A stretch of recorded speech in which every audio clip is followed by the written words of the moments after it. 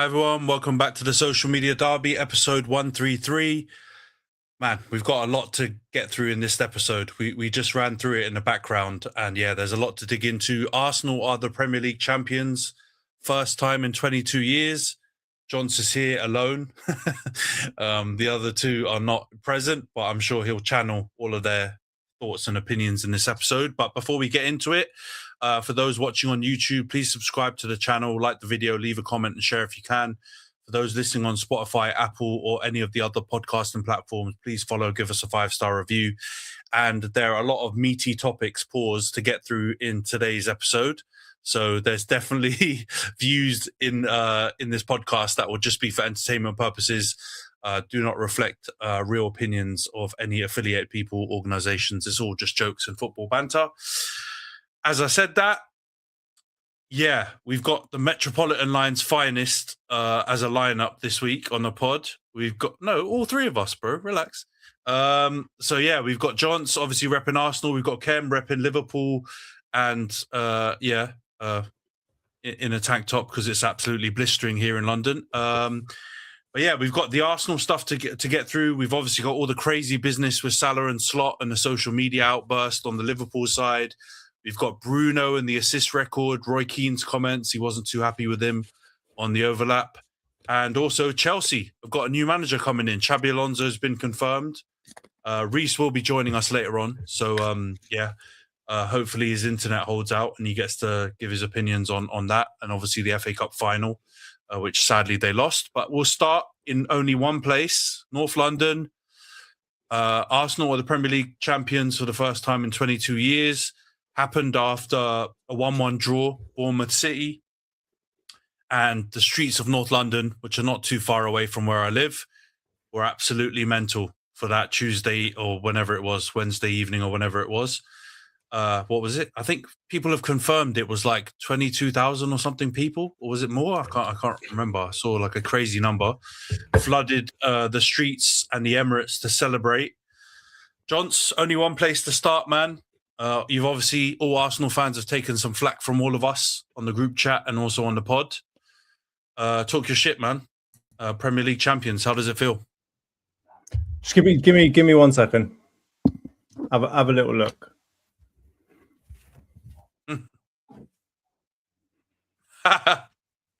Is that a PSG top? Man's got Arteta PSG. Oh no, it's an Arsenal top. Should be. He played for them. Yeah. I can see now. You must have been roasting in that for the last couple of man's wearing 2 tops. Oh, mate. So I'm going to be wearing this the whole time. It's uncomfortable, but to be wearing a shirt backwards. But I'll be wearing it the whole time. But yeah, 22 long fucking years is all I can say. It's been a long ass time, and I don't care how we got it over the line, but we got it over the line. And yes, as you saw, I've been hearing different numbers, 100k, I've been hearing 50k, I've been hearing all kinds of numbers about the number of people that were outside the Emirates. But honestly, I can't describe this feeling. This is the first time, obviously, as an adult, like a proper sentient being, that I've seen my team win something like this. And at the time when I found out about it, I was watching the City Bournemouth game. I was on a business trip with a bunch of colleagues in a place of the world which is not very populated. Blackburn. And no, not Blackburn. Blackburn actually has quite a lot of people. But I was in a place that was not very populated, but what it was populated with was a lot of old people. It's a very beautiful place. I was in the middle of an Indian restaurant watching it on my phone. And when the final whistle went, I screamed in the middle of the restaurant. And I got the highest number of dirty looks I've ever had in my life. I then went on to drink a huge amount of alcohol afterwards and woke up with a very sore head on Wednesday. But the only thing I can say is I regret not being in London or close to London at the time, because I would have been outside the Emirates until bloody 5 a.m. with the rest of them, seeing Saka come out in his jorts and Decky come out in his new era hat, and Timber coming out in, I don't know, like a 55-year-old man's clothes. I don't know who's dressing man, but I would have seen the three of them out there. I'd have been probably crying with joy. But all I can say is there's a feeling of just like relief. It's just like whether I let it on or not, I mean, these last few weeks or months have been fucking torturous. Watching Arsenal games has been really difficult. Even if it wasn't even in the Premier League, like if it was in the Champions League, there was just this sense of dread the whole time of what could potentially happen. And to get it over the line is, yeah, I can't tell you how much of a weight it is off of my chest to be able to just have it over and done with and to get out on the right side of it this time, because there's always a piece of you with the last 3 years, obviously not last year because we weren't really in a race, but the 2 years prior to that, there's a piece of you that just thinks, oh God, it's going to happen again, especially with the style of football that we've been playing, obviously. And the let's say the usual gap that we've got between us and the opponent, which is typically like a 1-goal gap, it makes it like an excruciating watch, right? That Burnley game as an example. One of the shittest teams we've seen in the league. Like they're up there with Derby, Watford, Wolves. They're awful, and yet there's a piece of you that thinks these lot could slap a couple goals past us in no time. And yeah, that's just made it really, really hard. All of it together has made it really, really hard. And a couple of people have been saying to me, "Oh no, we wished Man City would win it. We want you guys to win, but we want it to go down to the end of the last day of the season." Mate, I couldn't. Worse. I could not think of anything worse having to watch on Sunday all the games at the same time. That would have been honestly one of the worst experiences of my life from the point of view of just like blood pressure, heart rate, etc., etc. So yeah, just relieved, but at the same time, really just I'm really happy for to be honest with you, a lot of Arsenal fans, right? Because obviously I love football. It's a big thing to me, but the amount of like there's been some of these videos being done outside the Emirates and stuff where people have been in front of like microphones talking about how much it means to them and stuff like that. And it does mean a lot to a lot of people. And this is where you kind of realize like football is way bigger than just a game, just a sport.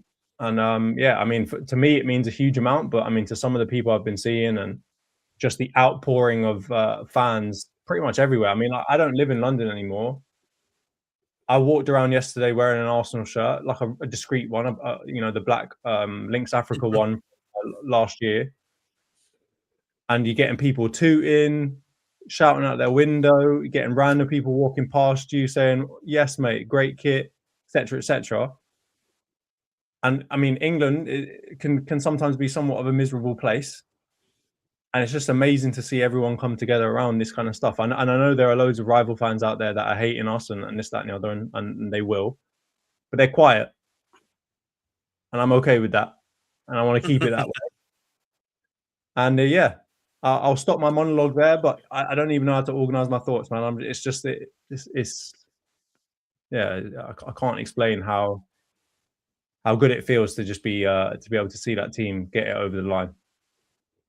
Yeah, it's an interesting one. It's kind of a bit poetic that it's the three of us on this, or it could have been the other Arsenal lads as well.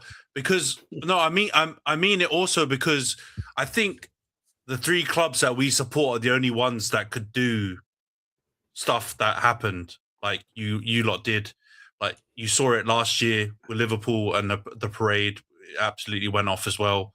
Like, let's be real, we go at each other all the time in the group chat, but the heritage clubs know how to celebrate, especially after periods of a drought. Like United are going through it right now. Liverpool went through it for a good chunk of time. Arsenal have obviously gone through it now for a really good chunk of time. It means a lot. And I don't know I know all clubs celebrate, and it's not, I'm not trying to take shots at some of the other clubs, but it was quite special. Even just to, like you said, like all fan bases have been a bit infested by like the new age kind of yuppie fans, right? And Arsenal's probably one of the clubs too. But the different videos you saw, it was good, man. And I feel like it was also fun to see a lot of the Arsenal players finally they could actually give it back to some people.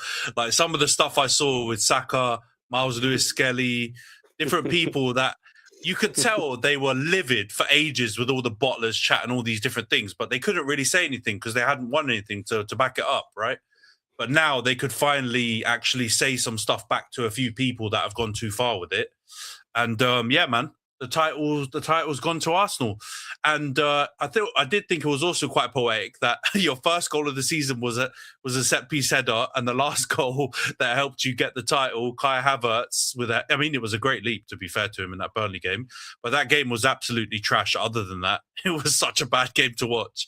But the Bournemouth Man City game, you got to thank Spanish Antony, because they absolutely battered City and they should have won that game. How City got a draw, they got out of there lucky. Bournemouth are a good team, but yeah, Khem, I know you're often in a group chatting on the pod, landing cheeky digs here and there with to Arsenal. But yeah, how are you feeling right now? Because you guys are obviously the last winners, and now Arsenal are the current ones.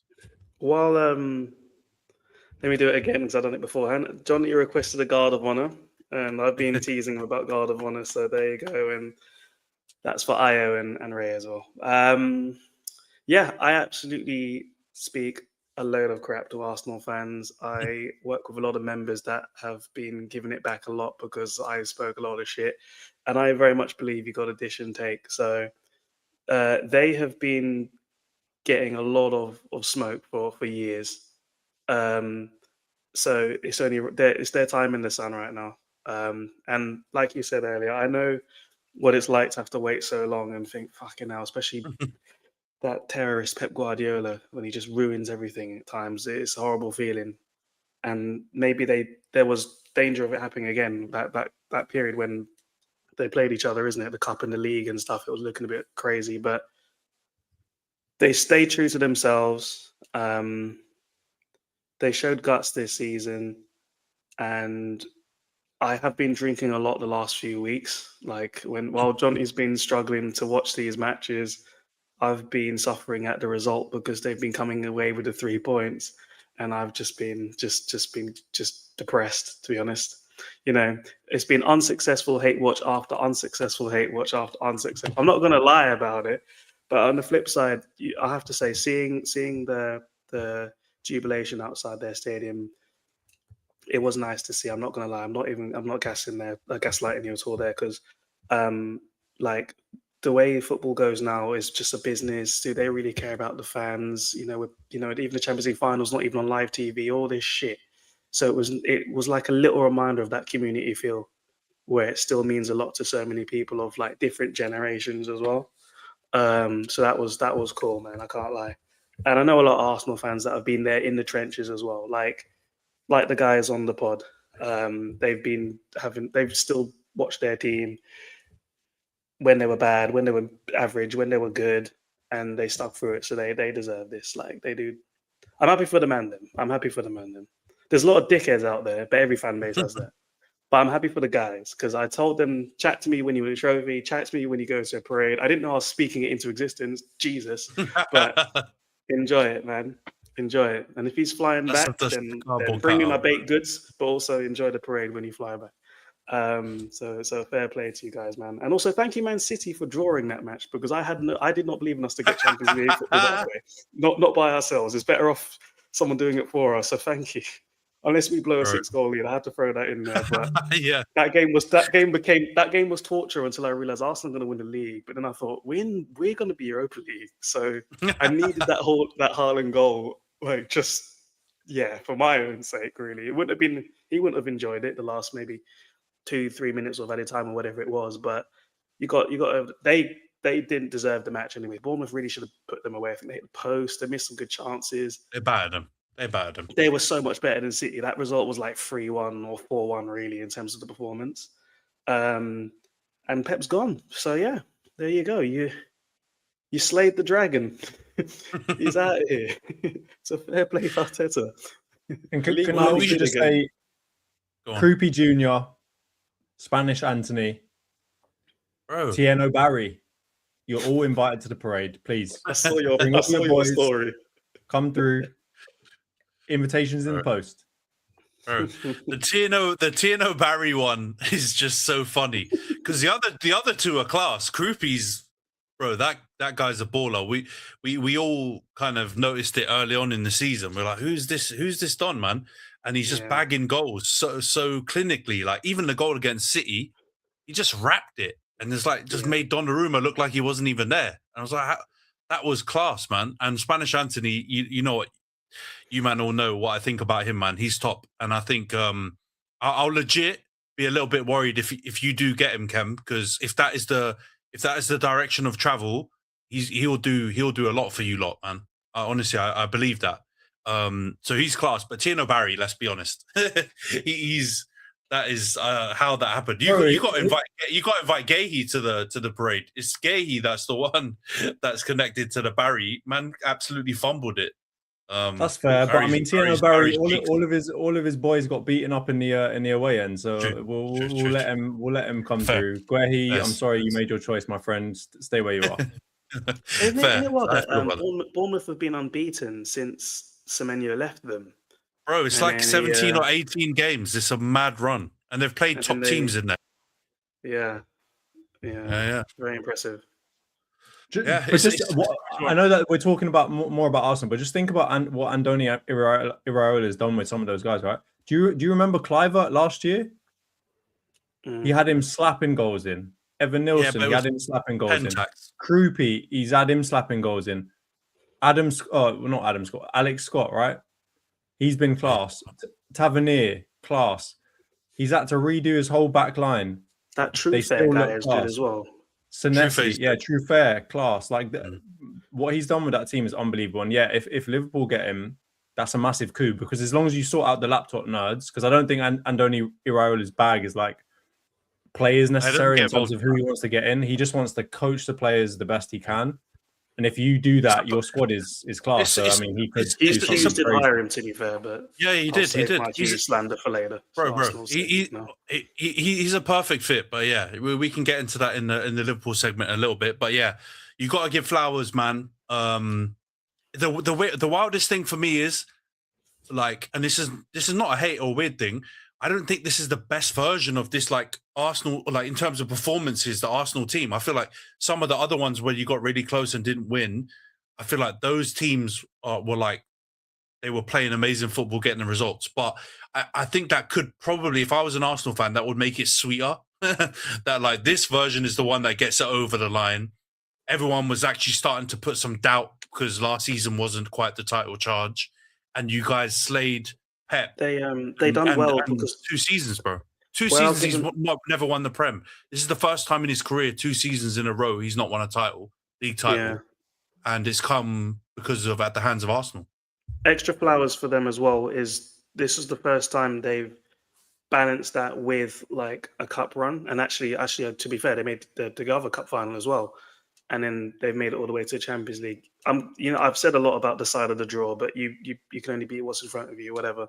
But they still navigated that with injuries as well. The squad depth has helped, but there's still that pressure of playing every 3 days while you're playing every team that's set up to try and save the world or whatever the hate watching narratives were every week, and they held it down. Like, so it was cool to see the players come out and join the fan base as well. I didn't actually expect that, but I thought they'd just be probably battered wherever they were drinking anyway. They knew that they couldn't come out at any like normal time. They had to come out at like 5 a.m. Otherwise, they knew they were going to get rushed by just like 100,000 fans. So I mean, that was a smart decision on their part. But the only other thing I'd say is that like there is a part of me that like believes that this could be a really pivotal season for us from the point of view of, I mean, maybe I'm reading too much into it, but the whole stuff that's been coming out about Eze and what he apparently said to Arteta at a certain point in terms of space and just relax a little bit, give us a bit of a time and so on and so forth. And all these descriptions of how Arteta is kind of this character where he thinks if we're failing or if we're having problems, the only way to overcome them is to just keep training and work harder and work harder. And you look at his career, you look at the type of player he was, it makes a lot of sense that is the type of character that he is. And to see the potential that, he listened, if this is true, he listened to Eze's, kind of request for a bit of space, a bit of time, a bit of rest. That could be really pivotal, right? Because that could be the point where he realizes, actually, maybe I need to take the foot a little bit off the gas at these critical moments. Maybe I need to give the players some time and space. to get over these moments where they're playing every 3 days and so on and so forth. So there's a part of me that really thinks it could be pivotal. And I think, Ant, your point on like, you know, this isn't even our final form from the point of view of the attack. But I will say, defensively, this is the best I've seen us, right? Since this whole Arteta stuff. I'd even go back and look at kind of the Invincibles eras. This is very similar in that regard, right? Like this defense is damn near impenetrable. I don't know if you guys saw the stat. We've given away literally 86 shots on target the whole season. Yeah, no. Whereas defense, I think the closest person to us is Man City, and they've given away 120. Yeah, they've given loads more. So, like, yeah. I think I do want to put some respect on that because, like, we may not be able to repeat what we've done defensively in future seasons gone by, but for sure, from the attacking point of view, like we have been slightly above average, but by no means the best attack in the league. So we've got room to grow and improve, and you know, obviously the style of football has room to improve and so on and so forth. And hopefully we can get to a point where we start really hammering teams. But I do want to just recognize that the defensive side of things and the season that Raya had as another example, like I can't think of as important a goalkeeping season I've ever seen at Arsenal that Raya put in this season. So we're going to have to balance it, of course, and you can't have perfect everything. That you're going to have to maybe sacrifice a little bit of the ball possession, defensive impenetrability to maybe gain in those attacking areas. But I just do think that this could be like a really pivotal season to get the monkey off the back and just for Arteta to learn. You know, he is still like a young coach. This is his first proper job. He hasn't had the experience of other players, other situations. So he's still learning things. And if this has taught him something in giving the players time, you know, it could be really, really important for us. So I am optimistic about the future. It still won't be easy, but just to get that off our backs and then have something to build on. Because you look at like the contract situation too, we've locked down pretty much all of our big players now as well. So if we add to that with some smart signings here and there, I feel like we could be in really, really good shape moving forward. I think you guys had to do it as well, just for this cycle, this period of time that you've had this team, you've had this continuity for a few years. I think mentally you had to as well, because I don't know how you get back up next season if you don't. I think it's just one of them ones where you just have to get it done. So you guys said quite often you don't really care how you get it done, just get it done kind of thing. So I still think bro, and again, this is not a hate thing. I'm just thinking logically at like the squad composition and the way things are going, like what John said. I still actually think it will be quite an important summer in that, because there will be player movement. Like John said, I feel like there's going to be quite a lot of movement in the front line. I feel like a couple of players may get sold. You're definitely going to look to target a few more players in those positions. There are a few squad pieces even in defence that I think may get moved out, and you may try to look to shuffle things in there. So it's still going to be, I think, a little bit more work than I think some people are going to say, like it's going to be a smooth transition now to just like a dynasty. But it is so key that the core that you will maintain have got this title now, and that they can help potentially bring whoever you guys bring in along with them on the journey. But, yeah, I think honestly, I think that is a really, really, really important point, right? Because I think defensively, right, the starting 4 or 5, right, I think they're pretty solidified in their position, right, for the most part, right. The left back spot's still a bit shaky, but I genuinely don't think Calafiori or Skelly will leave the season. I think that is still going to be a fight between the two of them, but probably Skelly moving more into that kind of, Hincapié as well. But I think Skelly will go more into that kind of central midfield role, and it will just be a fight between Hincapié and Calafiori. But in the attack, I think you hit the nail on the head, which is it's not going to be that, like, there's been something said about, oh, we're going to need to sell people and this, that, and the other to, you know, for FFP or PSR, whatever the fuck it's called now. But from my point of view, it's simply going to be a question of where do we want to upgrade, right? So we'll sell people, but specifically so that we can get better people in that starting area, right? So maybe Havertz will go out, maybe Gyökeres will go out, maybe other people will go out, Martinelli, etc., etc. But it will be specifically as a reason that we want to upgrade on that position. And I think that is probably, as you mentioned, in terms of like it being quite an important summer, the moves that we make to the upgrade that 11 will decide whether we get into some sort of dynasty or not. Because I'm going to be honest with you, if we play like this for the next 3 years, there's still a chance that we win another, 1 or 2. just because of, I'm going to be honest with you, the competition around us and what is changing in those teams, right? In terms of Pep leaving Man City, in terms of Slot's kind of shakiness at Liverpool, in terms of Chelsea's just shocking squad despite having a good manager now, in terms of Man United always just having issues with a manager not like just consistently performing. There could always be a move there on Carrick, etc., etc. I still think we could win something, but if any of those teams really fix up, and there is a potential for them to, I mean, Liverpool in terms of squad pieces, if they get a good manager in, they're back in it immediately, right? And Man City's just a crapshoot. You really don't know how Maresca might do and so on. Man United's going to be in there. They've got money. They're going to spend it. They're going to get more players in. And, say what you want about Carrick, but if Arteta can do this, I don't see why Carrick can't build something there as well. Like he did a good job at Middlesbrough before. There's no reason why he couldn't try and do something here. So it is going to be really important for us to upgrade in a smart way, but also in an impactful way. Because like you said, we have ways to go in that attack. And like I said, it's push and pull, bro. It's push and pull because when you do make those changes, because it has been a cycle where those first iterations of the Arteta proper team, not the Aubameyang kind of Emery version that he inherited, the first iteration was quite attacking, but your defense was leaky, and you ended up fucking it up because of the defense. It was despite and in spite of your attack that you were able to not win the league. They were firing, bro. That was the best we ever saw of Saka, the best we ever saw of Martinelli for sure, and the best we ever saw of Odegaard. But the defense was fucking Rob Holding, Holding and Zinchenko, and then some other bums. Zinchenko came a bit after, right? So this is the thing; it's a fine balance. But I do agree with you. Weirdly, right? I was going to hate this as well. Maintaining this type of style and not necessarily making some drastic change would be what I would do. It's shit to watch, sure, for parts, right? But it's going to be still as effective next season. It's going to guarantee you're in the race and you're up there fighting, right? If you make a drastic change, and it's kind of to heed what Khem's been going through this season, what Man United have done before when they finally got a bit of traction and made big drastic changes, it could backfire massively. And like you said, all it takes is for one of two of the rivals to get it together.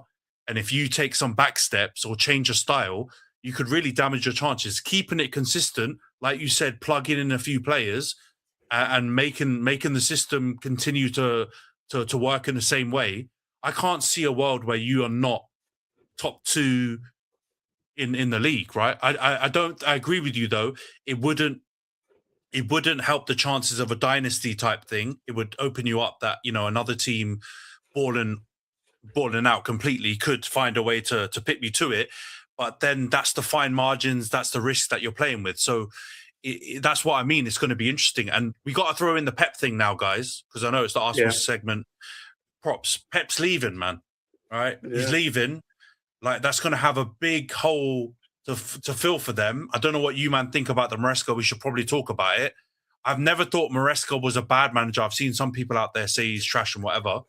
But I do have big question marks over what they're going to do with him, because he ain't Pep, man. That's my opinion anyway. Yeah. It's going to be ropey for them. What do you think, Khem? I think a lot of players have joined that team to just play for that manager. Yeah. I mean, for years they've attracted good players. They ain't playing for them fans. I'll tell you that for free. No, definitely not.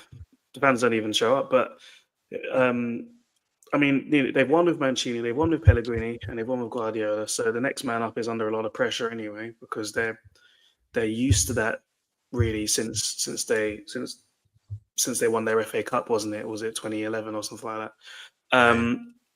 And they do bring in good players. However ethically they do it, they do pay them well, and they're expected to do well, and they'll continue to do that as long as Saudi Arabia. Never mind. But so like with that in mind, I don't know about Maresca, but we'll have to see. He's won sort of with Chelsea. It looked like he had them stable, but it kind of. But Bluco are Bluco, and I feel like it seems now, because wasn't there always links that he would be the next man in for Man City? So it almost seems like he cried his way out to kind of.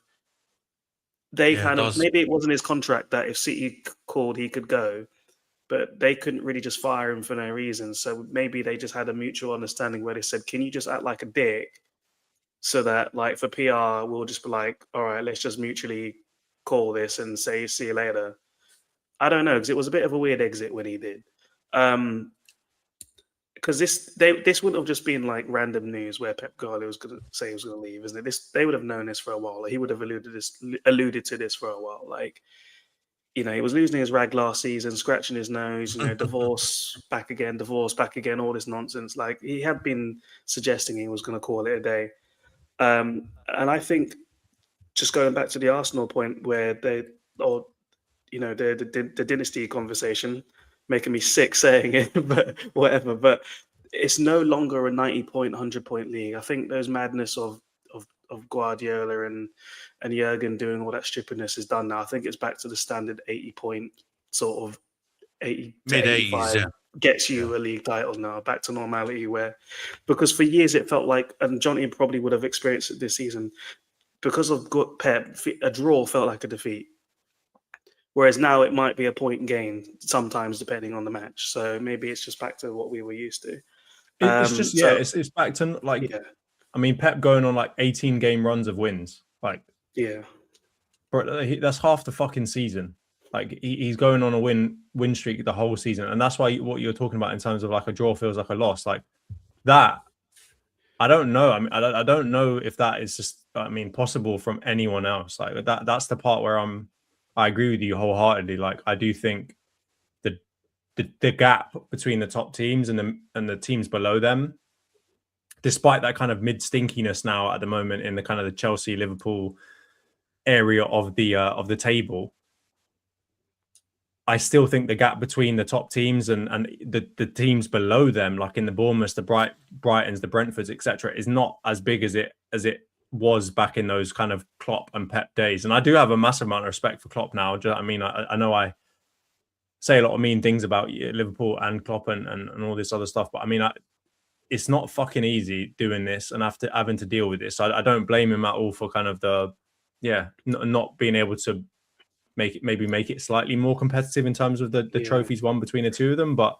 yeah, I think it's a really open one. The only thing I'll say on the Maresca thing, right, is like, I do think from a tactical point of view, he is actually a very capable manager. I think he's shown it, especially in the big games, right? Like the big games for Chelsea, despite their, squad issues and so on and so forth, he was able to show like some tactical outplaying of the opposition. I think he did it to us like a couple of times. Like there was an ability for him to kind of get one over on the opposite side manager. And I think that obviously comes from that Pep school of tinkering and so on and so forth and just kind of tactical nous. But the thing that I don't think he has is the personality for it.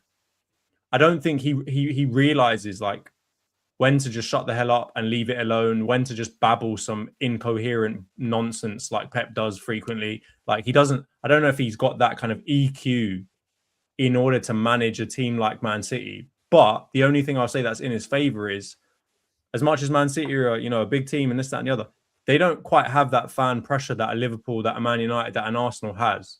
So if he does come out and babble some absolute bollocks, maybe they just let him get away with it. They don't listen to him. No one's tuning in anyway, and he kind of gets away with it. But I can see that potentially being like maybe somewhat of his undoing. And it depends also on how the media will treat Man City moving forward. Because I do think that, with Pep there was this kind of aura and respect from the media in that they didn't challenge him too much.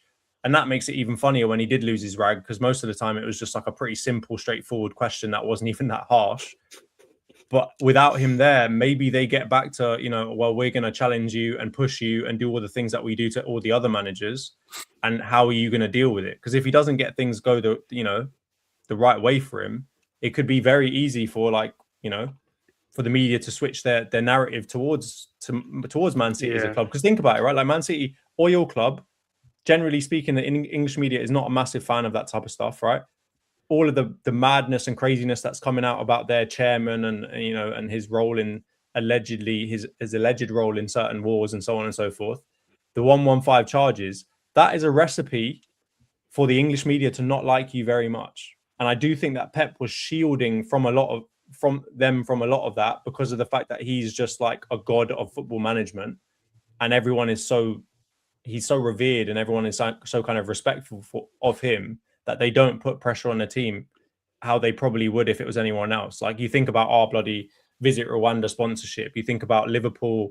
You know, the fans, what was it, racially abusing, or no, not racially, just abusing someone. Standard chartered as well, apparently, after Antony. Standard chartered, like, you know, the ticket protests, all of this other stuff. I've heard apparently Man City fans have had numerous protests this year about their ticket prices. Haven't seen that on the news once. Yeah, this is why Jonty, you know, prices will probably drop since they don't even show up. Nah, the thing is, right, I agree with majority of that stuff, to be fair. If we start with the Maresca thing, I really think his demeanor and like his way about going things is probably the perfect fit post Pep, because I think you could see him molding his kind of style into a very similar way to Pep, because Pep kind of started off a bit like that. It was a bit like, you don't really, it wasn't like loads of charisma, and it wasn't the one-liners. It was kind of just like, he's the tactical genius that created the best team that we've ever seen, Barcelona, with Messi. And he's done it again in Bayern Munich, and he's a bit wacky, but he wasn't the Jose, right? The Jose was the charismatic one. When Klopp came, it was Klopp was the passionista. They were a lot of like EQ driven, I think, management, whereas I think Pep was the tactician stuff. So I think he's got potential for that. And I agree on the tactics thing. He did do pretty well in some big games. He also shat the bed a few times. I can name a few times where he did it against us, where he made absolutely bonkers decisions. But maybe that is quite Pep as well, because Pep's obviously done that time to time. So I think he's got potential to go well, and I can see the logic. But I just think he hasn't got a big enough. It's still a risk. He hasn't got a big enough body of work to be like, this can bang. Do you think he's got the respect? So go ahead, Cam. I was just gonna, just kind of what you were going to say there, but I'm pretty sure, didn't Pep finish third or fourth in his first season? I remember people used to get onto him a little bit. Like Jonty's right, he does get shielded because of who he is, and certainly because of his past work, especially with Barcelona. But I do remember, because our media is terrible. We're going to see it during the World Cup with England, but they used to get onto him a little bit for his style of play. So, saying, "Oh, you need to do a little bit more long ball or beat. You've come here, you have to fit in," sort of thing. And can he do it on a cold night in Stoke on a Tuesday and night? It was a difficult start for him. And you had Jose saying, "You've inherited all these guys." Remember the speech he gave? You inherited Sterling and Aguero and all these guys, and it's true. And then he came back and said, "Fuck you," and got 100 points. So then we kind of all had to shut up. And then he followed it up with like domestic trebles all the time. So it got a little bit long. But Maresca, it's a hard act to follow, because I mean, all the players. Do you think that he's got the respect though? Yeah, Maresca. Because obviously, as you mentioned, right, people were even getting onto Pep with his body of work. I mean, even coming into City, right, the Bayern, the Barca, right, like as you mentioned, we've seen Premier League teams get slapped up by Pep when he was at other teams, right? So he came in with a certain level of respect. Do you think Maresca is going to get that? Is he going to get that grace? I think that if he doesn't have a bit of a wobble, people aren't going to get onto him even harder than they got onto Pep. I think he needs to maintain the exciting football. I think that saves you in a job, because I think even in Arteta's earlier days, I always said it, like you could see there was a plan there.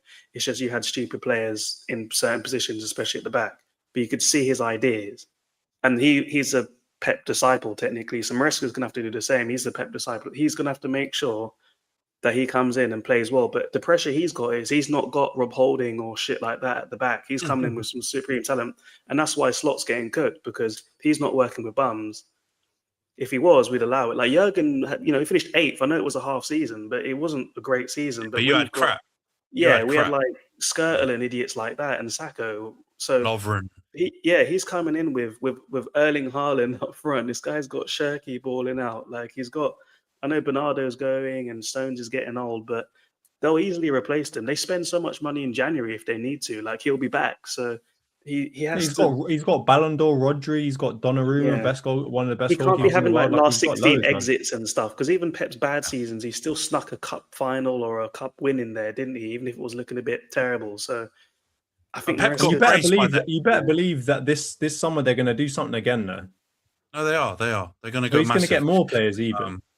Yeah. Maybe, yeah. I think the grace. I think he'll get grace from the players because he was an assistant manager there before. So a lot of the players that are still there know him.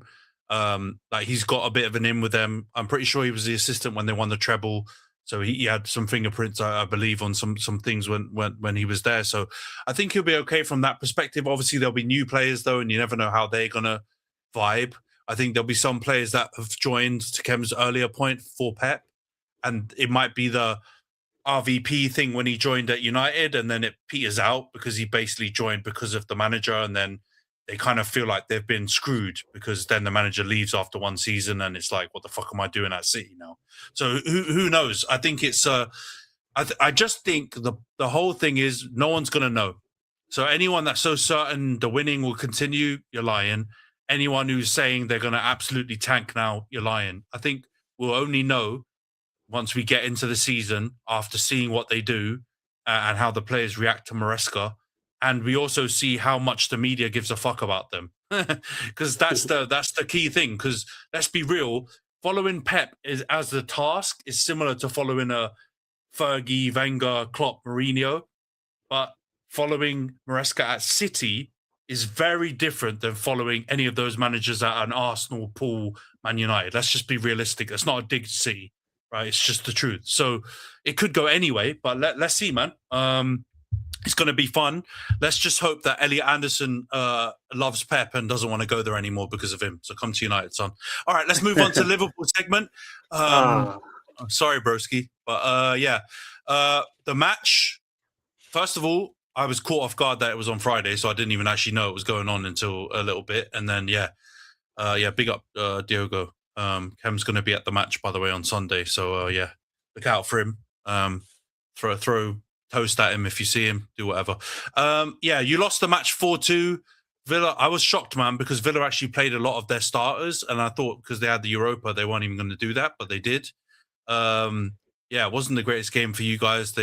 I watched the highlights back, and it seemed like they give you a bit of a spanking, although Virgil's late goal made it pretty respectable on the score. And then, pretty sure 24 hours afterwards, the legend that is Mohamed Salah jumped on Twitter, and he wasn't talking about Christmas trees or posting gym pics or whatever. He dropped the Piers Morgan tweet, absolutely killing Arnie Slot, talking about doesn't recognize the club. They need to play heavy metal football. Liverpool aren't a team that can just win every now and again. They need to be competing and do. To be honest, everything he said, agree with. He doesn't lie. I think it was very, very. I think the heavy metal thing is a bit like doesn't have to be heavy metal because that's very. That was a bit petty. That was quite a petty part. Yeah. But the playing good football, winning, you should expect that from a big team like Liverpool. And obviously, you man have been a bit of a fucking disgrace this season. So, I think 12 fellow Liverpool squad players have liked the post as of now. Kem, what's going on, bro? Break it down for us. Man, this club is just I don't know. It was with the signings that we made. I was kind of more expecting us to be good because I was really happy with the transfer window, even with the Gahey mishap. I'm not going to turn around. I said it on pod number, the first one of the season or whatever, the transfer ones and the one after. I was gassed. At the time, I also did say it will go one of two ways because of what happened in the summer. It's just I didn't know how it was going to go. But when we signed Isak, I'm not gonna bullshit. I thought, you know what? I think that's the one that will keep us going because I didn't expect Mo to do the same kind of numbers. That's just not possible, especially at that age. But I thought, okay, we've signed some good firepower. We signed the second top scorer from that previous season. Someone who's been bagging loads of goals. He knows the league. It's not like these other guys who have stunk it up, like Wirtz trying to adapt to the league, and Hugo's done well, but he's still adapting to the league, all that stuff. Isak's been here and done it. So I thought that should be calm. We're not going to lose him to AFCON or any rubbish like that. Just get him fit and we go from there. And we started off all right, it was winning games and that's what champions do and all that nonsense. But it's just fallen by the wayside. But I think the worst thing is just the identity is gone because we started off the season with idiots on Sky Sports saying, the out of possession and the rest defense and all that crap, whatever. But we were scoring goals. Now we're struggling to even get shots on target, man. We are boring to watch. Like, you will enjoy the hate watch. You always will, especially first person boring. assister, first person Too hater boring. over there. But Can't watch you'd it. have hated the 90 minutes. You'd have enjoyed the result, but you'd Yeah. have come back and you'd have still wasted 90 minutes of your life that you'll never get back. And that's why sometimes I can't be asked with this team. Like, I'm glad I've been on flights when we were playing games, so I don't have to actually watch them, because that's what Salah's probably whinging at. But one thing we were exciting. Even do you know what? Even with Brendan, he was a bum manager, right? But you knew it was going to be an exciting game. At the end of the day, it's still the entertainment industry, and Slots just turned it into a library. And that's where that's where he's lost the fans. And I think when Mo talks about the standards, I think it's a little bit more that's in-house that a lot of people, I guess, don't know, because he keeps referencing, like, okay, apparently a big thing that's starting to come out now is, like, in those days or early on when these guys were pushing themselves to the limit and performing, etc., it became like a culture to get in before the training and do some work or whatever and stay after, that kind of thing. And apparently now these players get a lot of days off. And I have been reading that quite a lot this season. Like, there's so many jokes about Slot going to Ibiza, but apparently his house is actually not far from the airport. Like, quite genuinely, I think after games, he's actually just going somewhere quick time, like More holidays for you. flights. Yeah, he's got more air miles than John's. Like, he's definitely traveling around a lot. So there's that as well. He keeps on making, like, all season he kept going on about set pieces. I think he even said it today when congratulating Arsenal. He said He did, they're the first. You read it, right? You saw it. I haven't caught up to chat. I was going to share it, but I thought I'll just say it now. Like, I'm Cheeky going to be fucker. straightforward. Just say well done. Just say well done. You cry about set pieces, but you didn't have a set piece coach all season. You hired, like, some fucking physio or some random dude to take the role, and then you fired him in December because someone needed firing, and somehow it wasn't you. So I don't know, but the fact that he's still here, my anger goes towards his bosses now, Richard Hughes, because he keeps crying about the recruitment, whatever. It was your job to do the recruitment, and yeah, we could have tried again for Mike Gahey, but at the end of the day, you were crying over about a 5-10 million. Now, to us, it sounds like nothing, and 10 million is a whole lot of money, and we have to factor in wages and all that crap. But it was a guy out of contract. He's mid-20s. He's a first team, like, he's an international starter. He's not a rotation guy. He's not going to get left out the World Cup like certain people. He's going to be there on the plane. And Virgil's going to be 34, 35. And the other one is injury prone. The other one is super injury prone. And the other one's a child. So get fucking Gahey. It just makes common sense. Don't rely on Gomez. Assume he's not there. And Konate is also, like, trying to leave, and he's usually injury prone. So you need to sign Gahey anyway, just due to the numbers alone. Like, we had that before a few years ago when everyone got injured. Matip, Gomez, and Van Dijk. It's happened before. They should know better than that. They let that happen. There's plenty of centre backs in the world. If Hughes thinks it's acceptable to lose 20 matches in a season, then I have to get onto him. Like, it's his job to fire Arne Slot. He's not going to resign, is he? He's obviously going to want the payout or whatever it is. He's out of contract in a year. You keep going on to your weasel journalist, Ornstein. And to be fair, I'll start with, and answer this before he came in. He's got his boys in the media, and he does have some sort of, I don't know what it is, because Ornstein was fucking loving him, man. He was cupping everything, talking about him before he'd even started. And I'm like, he's not even done anything. Like, the guy came in and didn't sign anyone and came back with a prem. This guy shouldn't have even been on the parade bus when I look back at it. Like, that's just not normal, is it? That was another guy's work, basically. And not to discredit Slot, he did a good job last season, but I don't know. It's just a right mess. What do you think Salah's motivation is to say it? Because I get your point, right? He's going to say, like, he's speaking the truth. That's fine. But like, what is his motivation to come out and say that before the last game of the season? Something's gone wrong here, because Ant was teasing about it, but I don't know if you got my point when I was talking about it in terms of, like, someone like Curtis Jones, right? He's the sort of guy that you would kind of expect to be a life a lifer at the team unless he really was trying to like maybe do something abroad when he's older. He's a very, rotation guy. He'll happily take his wages and is from the city. Maybe if he turned out good, he might make a move. But realistically, this is his level. You kind of expect him to stay until at least his late 20s, right? He was looking to go mid-season. Not even, and he's linked again, and I think he's out because you said 13 or 14 players liked it. I'm pretty sure Curtis actually commented on it. It was, yeah. Yeah. That's in it in itself. Do you know what I'm saying? Like when someone like that, and he said he's actually been, to his credit, he's spoken out to the media and said this is acceptable, all those kinds of things.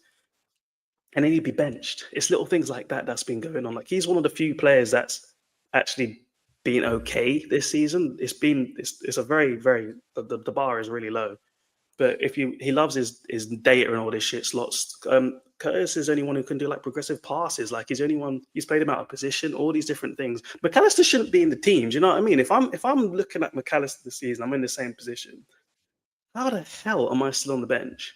Like genuinely speaking, for the sake of so what you think that like you think like a group of, let's say, powerful Liverpool players have come together and Salah is the mouthpiece for them to try and get Slot gone, or like what do you think is the intention? But I get all of what you're saying about like the players being benched off of saying certain things and this, that, and the other. But like, why do you think Salah said it?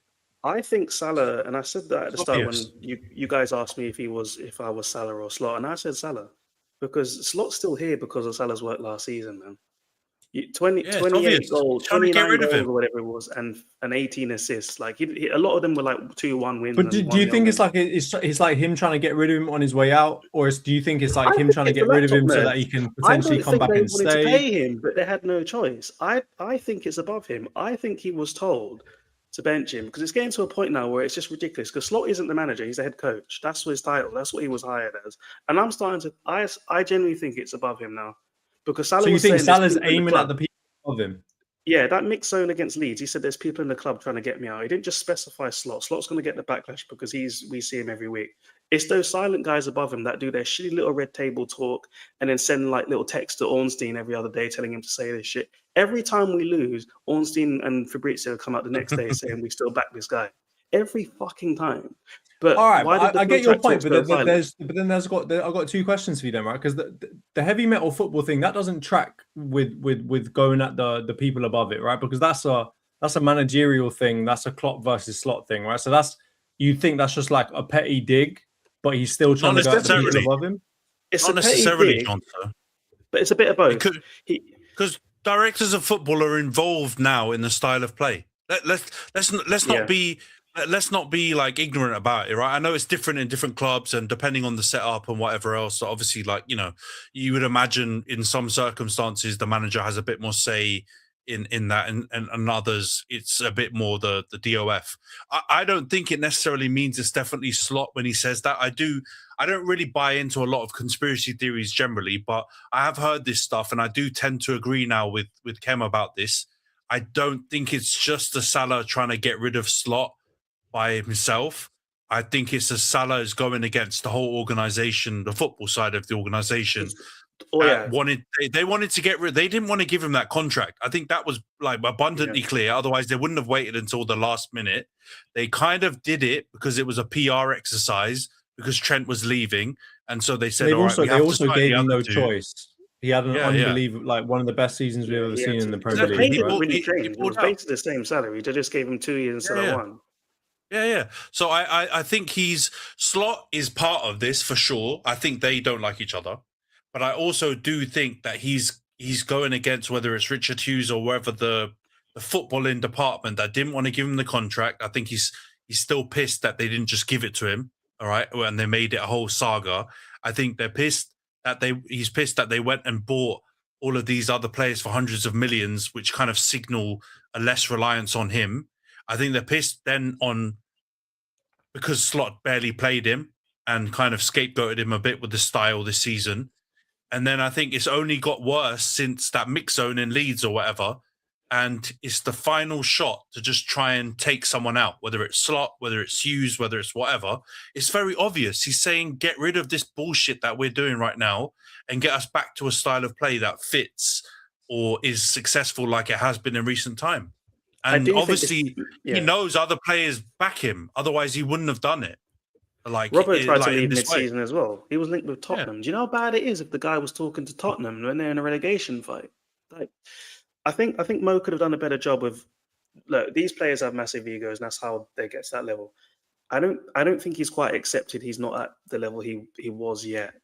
But he looks shit because he's been played on the wing or whatever a bit more. But he's not been like a flying winger for about 5 years. He's usually like a second striker closer to goal. Like his numbers were about how many touches he gets in the box. He's a very high volume player. You know, he misses a lot of chances, but he takes a lot of chances. He's very creative. Now the system was designed to obviously put him out there. They needed to get aligned on that. So he could have been a bit better with maybe accepting that, or it's up to the manager or the recruitment team to say, you're going to play as a striker while we get Isak fit and rotate these other guys around, and we need to get another winger. And so I think it's a bit of everything. I know that the summer was a mess, and Robert said something quite interesting where he said they didn't really train much because of what was going on. So, because a long time I was wondering why these guys are so unfit this season. So maybe that will change moving forward, but it's a clusterfuck going across the board, man. You've got the captain who's out of contract 2027, the manager's out of contract 2027, the sporting director's out of contract 2027, and the CEO of football is out of contract 2027 as well. So they need to pull their finger out their Definitely arse. Edwards FSG, is leaving. John Henry, he's given up the multi-club shit, so Edwards is Yeah, done. so he's leaving. He's So he gone. might as well just go now. I don't know what he's waiting on. He can piss off. Fucking take his Yeah. Windows 98 fucking computer with him. And then Richard His Hughes. Linux. Richard Hughes, you're on the clock, man, because He's not good enough for Linux. Linux Richard requires Hughes some is on the technical clock. capabilities. Yeah, my yeah. friend. Well, his It's on back dial-up. catalogue was pretty impressive, but yeah, no, it's looking. It's Yeah. definitely looking spooky, man. These are the hallmarks of shit I've gone through in recent years, man. So you know, It's egos. we- It's- we- I think we- it's we- egos. we can banter, and there's nothing I love more than bantering Khem and Liverpool about all of this stuff. But it is bad signs, and it's going to take some pretty big calls and a drastic shift, I think, to get you guys back on track. Because even though you got some good players, even the formation of the squad, you need loads more money to fix it up. So it's not even like it's a tinkering job for you guys. You're going to need a big kind of, maybe not overhaul, but you're going to need a lot of cash to replenish the areas to make you really, really strong. I want to ask you, Khem, last point on this before we move on away from Liverpool and put you out of your misery. Obviously, I'm not doing this to troll you. Carragher, because we haven't talked about the actual action of coming out and like slamming the coach. We've talked about his reasons and they're being valid and whatever. But Carragher's obviously said this line, this typical stupid line, he's Salah FC, not Liverpool FC. Do you think he was wrong though to do it in that way? Or do you think this is the day and age, fuck it, like Ronaldo with Piers Morgan, is what it is. He's one of our greats. He's right. I understand what Carragher's saying because it's not a common thing for Liverpool players to maybe come out and do that.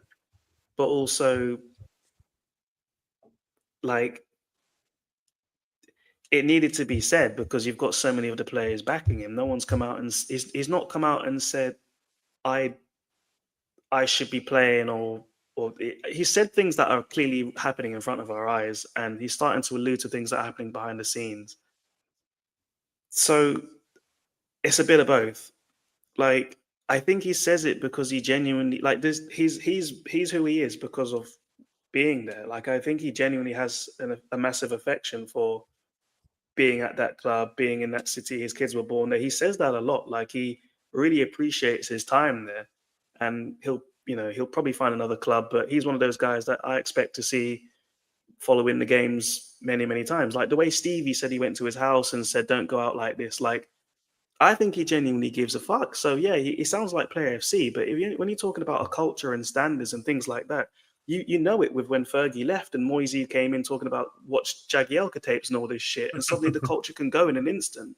And he's watching that and doesn't want that to happen because it's happened to so many clubs. You think it won't happen, and then it does. All the veterans go, and the new people come in, and I don't know, you get these stupid laptop nerds trying to run everything with their egos. So I don't, he's not said anything that's like outlandish or actually disrespectful about the club or anyone like individual. Okay, I guess technically Slot is kind of acting and the people behind, but he's not disrespected Liverpool Football Club or the city of Liverpool. He's not done that. He's been talking about the things that they want to hear. They're a socialist like city or whatever. They want to talk about playing with heart and the expectations. You win all these trophies, we flex all these trophies, and you spent all this money. You shouldn't be losing 20 matches in a season. I think this is a record. I don't think we've ever lost 20 games in a season that I know of. Like, fuck, man. So yeah, it's a bit of important last question though. Does Salah get on the pitch? Yeah, because everyone's gonna invade. I'll happily get banned from Anfield one time. Like if he doesn't come on, I'll go fuck. Like genuinely, I think it'll be my last time there. I think he's starting on the bench though. But I do think that there will be absolute pandemonium if he doesn't touch a pitch. And Slot, I think Slot's almost like that post has done him in, and the reaction to the post has done him in, because I do think they were trying to keep him and do the Ineos Ten Hag thing and make a mistake and keep the manager, even though he's lost the team. But I think the Mo Salah's post has done him over, and if he does not allow Salah to touch the pitch, I think that's even more indication than Slot is finished, because it will be a last like, fuck you, everyone. I'm just not letting Salah touch a pitch. It's very weird that they've let him go with a year left as well. They've mutually agreed, we're just going to let you walk. Like, not even trying to get a transfer fee. Yeah, it's not something you see happen in football very often. It was announced very early as well. So, bro, you were talking about 100. You were talking 100 million to Saudi not that long ago, and that's why I agree with you. It's mad that now suddenly you're just like, peace it up, see you later, mate. You know, get out of here. It is fishy. I don't know, man. Something's going on. It's a bit mad. I did the last thing on this Liverpool thing. I did see something just to talk on the Carragher thing again, where people are talking about Steve. I think Steven Gerrard said he kind of understood a lot of Mo Salah's like behavior, and then I read someone on Twitter talk about how, you know, there is a distinct difference between the top players and the way they behave and how they move, and it's not very understandable to the average Joe and also the average player.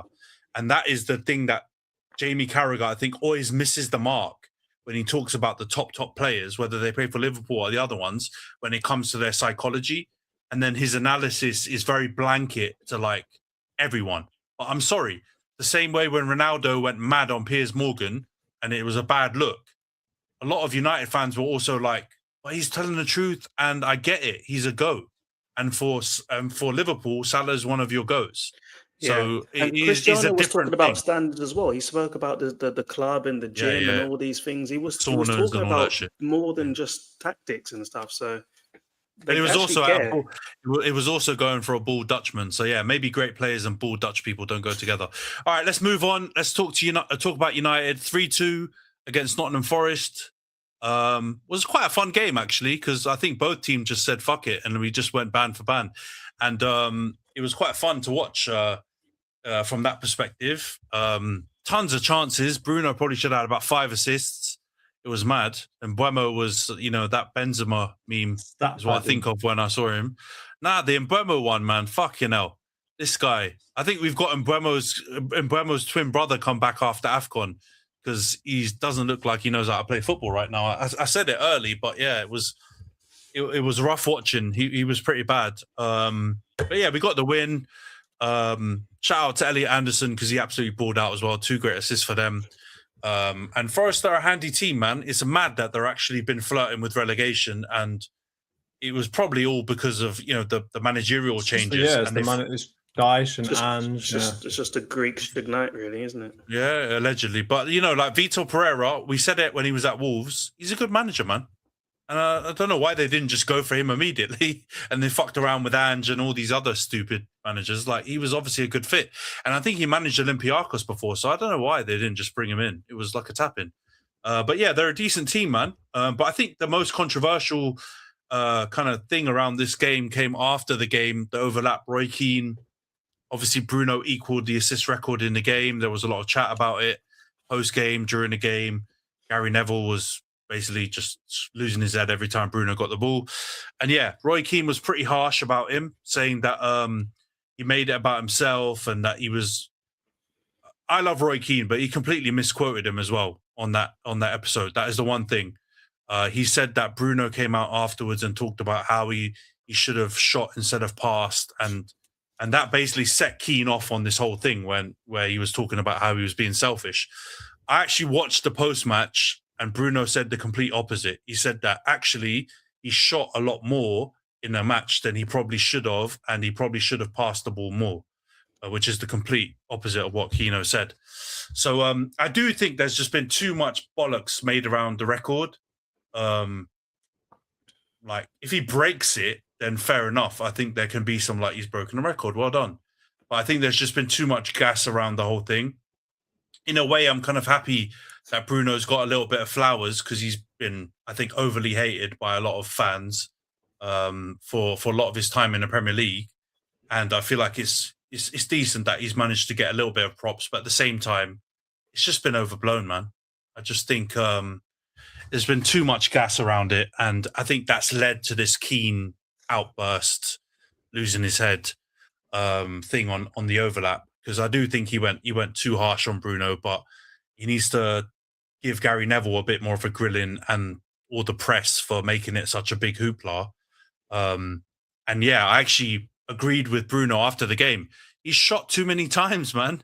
He had stupid shots when he should have just passed it. I know Ahmad was there, and Ahmad's been playing shit recently, but fucking pass the ball.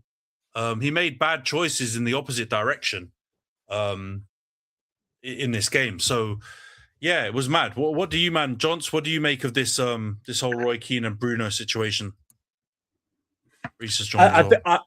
I'll be honest with you. I think it's Roy Keane projecting what he's seeing from your fan base and the media onto the player and the team. And I get why he does it, because I think his standards, the standards that he holds for Man United, are significantly higher than you have been living up to, even this season with a better performance second half of the season. And I think he's just kind of, he's mistaking what all of your fans have been saying about, player of the year and this, that, and the other. And, he's thinking to himself, as you probably imagine from someone like Roy Keane, individual awards mean nothing if you don't win something. Like, if you're not a dominant team, if you're not going for the Premier League, if you're not going for the Champions League, if you're not going for these big trophies, why the fuck are you talking about individual players? And I think he's of the mentality that Man United are such a big club, with so much success in their history, that an individual award and coming third is nothing to write home about, right? And I think he's made it very clear in other things, the other things that he's talked about in terms of do your job and all this other stuff, right? He doesn't want to make a big hoopla of stuff that he thinks is what you should be doing. And yes, he's equaled the record and may break it, but I don't think that makes any difference to Roy Keane if Man United are not winning something. So yeah, I think he's probably projecting that, focus from the Man United fan base and focus from the media on this getting some sort of award for Bruno type of stuff. And he's projecting it onto the team and onto the club. So I get his frustration, though, because I do think your fans are overdoing it. I get to the point, like, Bruno deserves some credit. I get that he very well may break a record that has been long-standing for a very long time. I get all of that. But at the same time, I think to myself, like, a large portion of your fan base hated this guy and wanted to get him to Saudi for 100 million and were saying, take the money. Some very big YouTubers of yours were saying very, very similar things about him and still are not willing to eat their words on what they said about him. And yet now everyone's coming out and saying that he definitely deserves it and this, that, and the other, and backing him so that they can have something to lord over other clubs. And this is kind of the toxicity, I think, of football fandom, is that they need to have something to be able to say to everyone, right, about their team, about their players. They want to be able to have something that they can say over Man United, over Man City fans or Arsenal fans or whatever else. And as a result, they've put so much of Man United's focus on Bruno. When you've had another massive piece of news in the fact that Carrick is going to get that job. I think it was announced literally today that it's been confirmed he is getting that job. And yet Man United, no one is talking about it. I know there's other madness going on in terms of Pep and Arsenal and this, that, and the other, right? And Liverpool. But barely anyone is talking about the fact that Man United manager, one of the most important jobs in the world, has been given to Carrick after what so many fans and what even your own team, like even your own club, talked about in terms of it's just an interim. We're going to come back in the summer and review. And It's not the summer yet, and he's been given a job.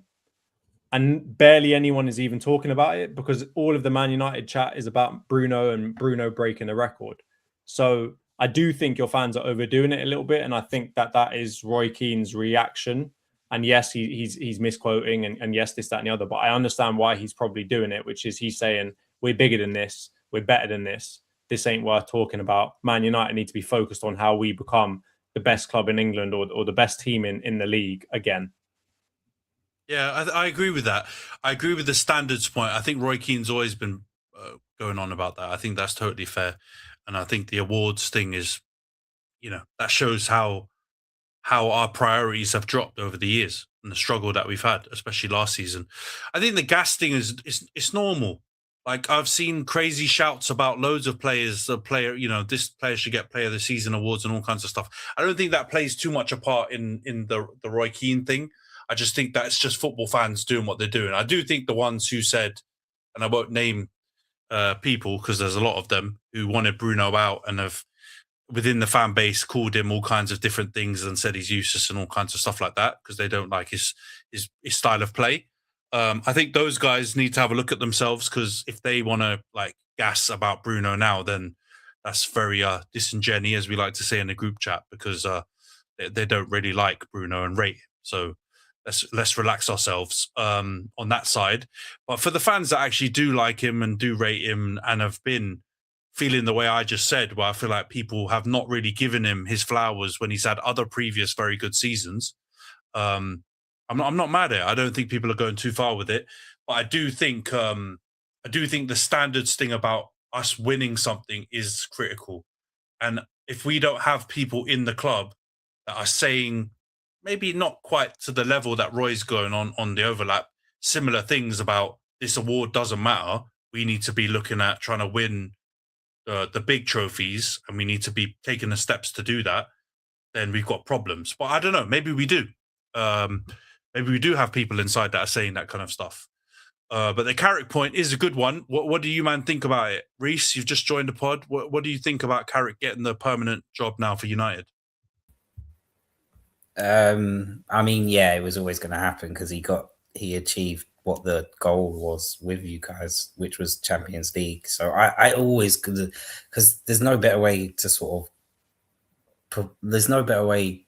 in an interview than to obviously have the interim job yourself. That's sort of the best interview you could have, and I think the players were on board with it. But so yeah, I think it's kind of the safe option, isn't it, for them? Maybe in the sense, maybe not because they've got a few appointments wrong, but in a sense that he's already ticked the box. Like he's got Champions League. The players are already playing for him more than the previous manager that was there. So I think, I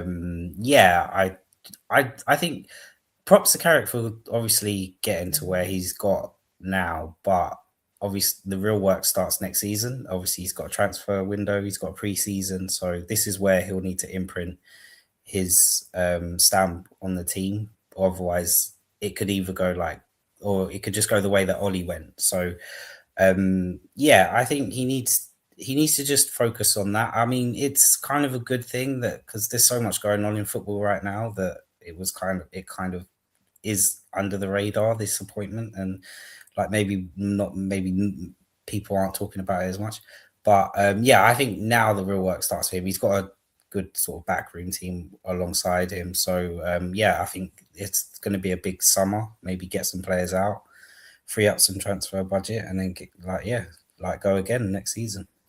Do you guys think it's this is what I want to say, right? Like in terms of putting yourselves in the shoes of the people that made the decision, yeah? Because there was stuff that came out maybe a week ago that was saying basically all of the hierarchy were going to basically put him forward, right? They were going to recommend that Carrick gets the job, and that I'm assuming Ratcliffe was going to make the final decision. Do you think it's opportunism in that they couldn't find anyone better, so they're just going to go with Carrick? Or do you think it was, well, we don't really care who's available, Carrick is our man, and that's who we're going to go for? But they could have made a play for Iriola. No? Yeah, I think they were talking I mean, what I read, right, with I read a lot of the athletic reporters stuff on United, because it's fairly accurate. Not the big transfer gurus, but the actual proper reporters. And apparently, they have been discreetly interviewing and chatting with other managers. Iriola's one of them, and there's been a few others. And it's kind of been a process going in alongside the actual evaluation of what Carrick's been doing while he's in the club. And so I think the fact that it took this period of time, I know you said it's before the end of the season, but it's pretty much ended for us once we beat Liverpool, because we confirmed the Champions League, and then everything afterwards is pretty much whatever. I think that shows some level of diligence, but I do agree with what Rhys said. In a way, it is still the easiest option. Like, he's in the building, he's there. His salary is not going to be as high as some other managers that we could potentially get. There's less upheaval. They can just re-sign all the backroom staff. They can just do whatever. And obviously, the key point that I think you guys have mentioned already, which is slightly different than the Ollie thing, is all of the players coming out and kind of being so behind not only Carrick, but the backroom staff and everyone else. And it's not for some like vibes reason, like it kind of was a little bit with Ollie. A lot of the things that the players have been talking about is a lot more about like the tactical side, the preparation, a lot of the things that point you towards kind of a bit more of a professional approach to the job. Whereas I really do believe when Ollie came in, it was bringing Mike Phelan in the shorts and let's just have fun and get them to just play football and not worry about tactics. So that does give me a little bit more kind of optimism about this not being like an Ollie type signing. But I do think, the summer and next season will be the real job, because this interim job is different than the real job. It's going to be determined based on how he does next season when you do have the actual big boy manager title and head coach or whatever, and you get the pressure coming with it. Because if he loses a couple games, you know how that goes. The pressure's gonna build up and things are gonna be a bit rough. But yeah, man, I don't know, Khem, what do you make on this? Because you haven't really shared your thoughts, and you always get on to me for not including you in the Man U chat. So what's your opinion? I was going to say earlier with in regards to like when you were going on about Roy Keane's comments, I think he just hasn't got anything. These lot haven't got anything nice to say about Carrick, so it's only positive. You climbed up the league. Amorim had you in hell. He literally had you in a situation where you played 40 games. Like, we joke about it, but that's where Amorim had you. Amorim had you in 15th. He had Fergie going hospital. Then Carrick's had you climbing the table to a point where you've beaten Arsenal, you beat Liverpool. I honestly forgot your result against City. I don't actually remember it, but he had you competing against like everyone else, competing against Chelsea, just, I don't know, raising the floor of the team again, like bringing you up to the kind of expected standards, or to a decent starting point, getting the Champions League revenue. You can attract some better players in and going from there.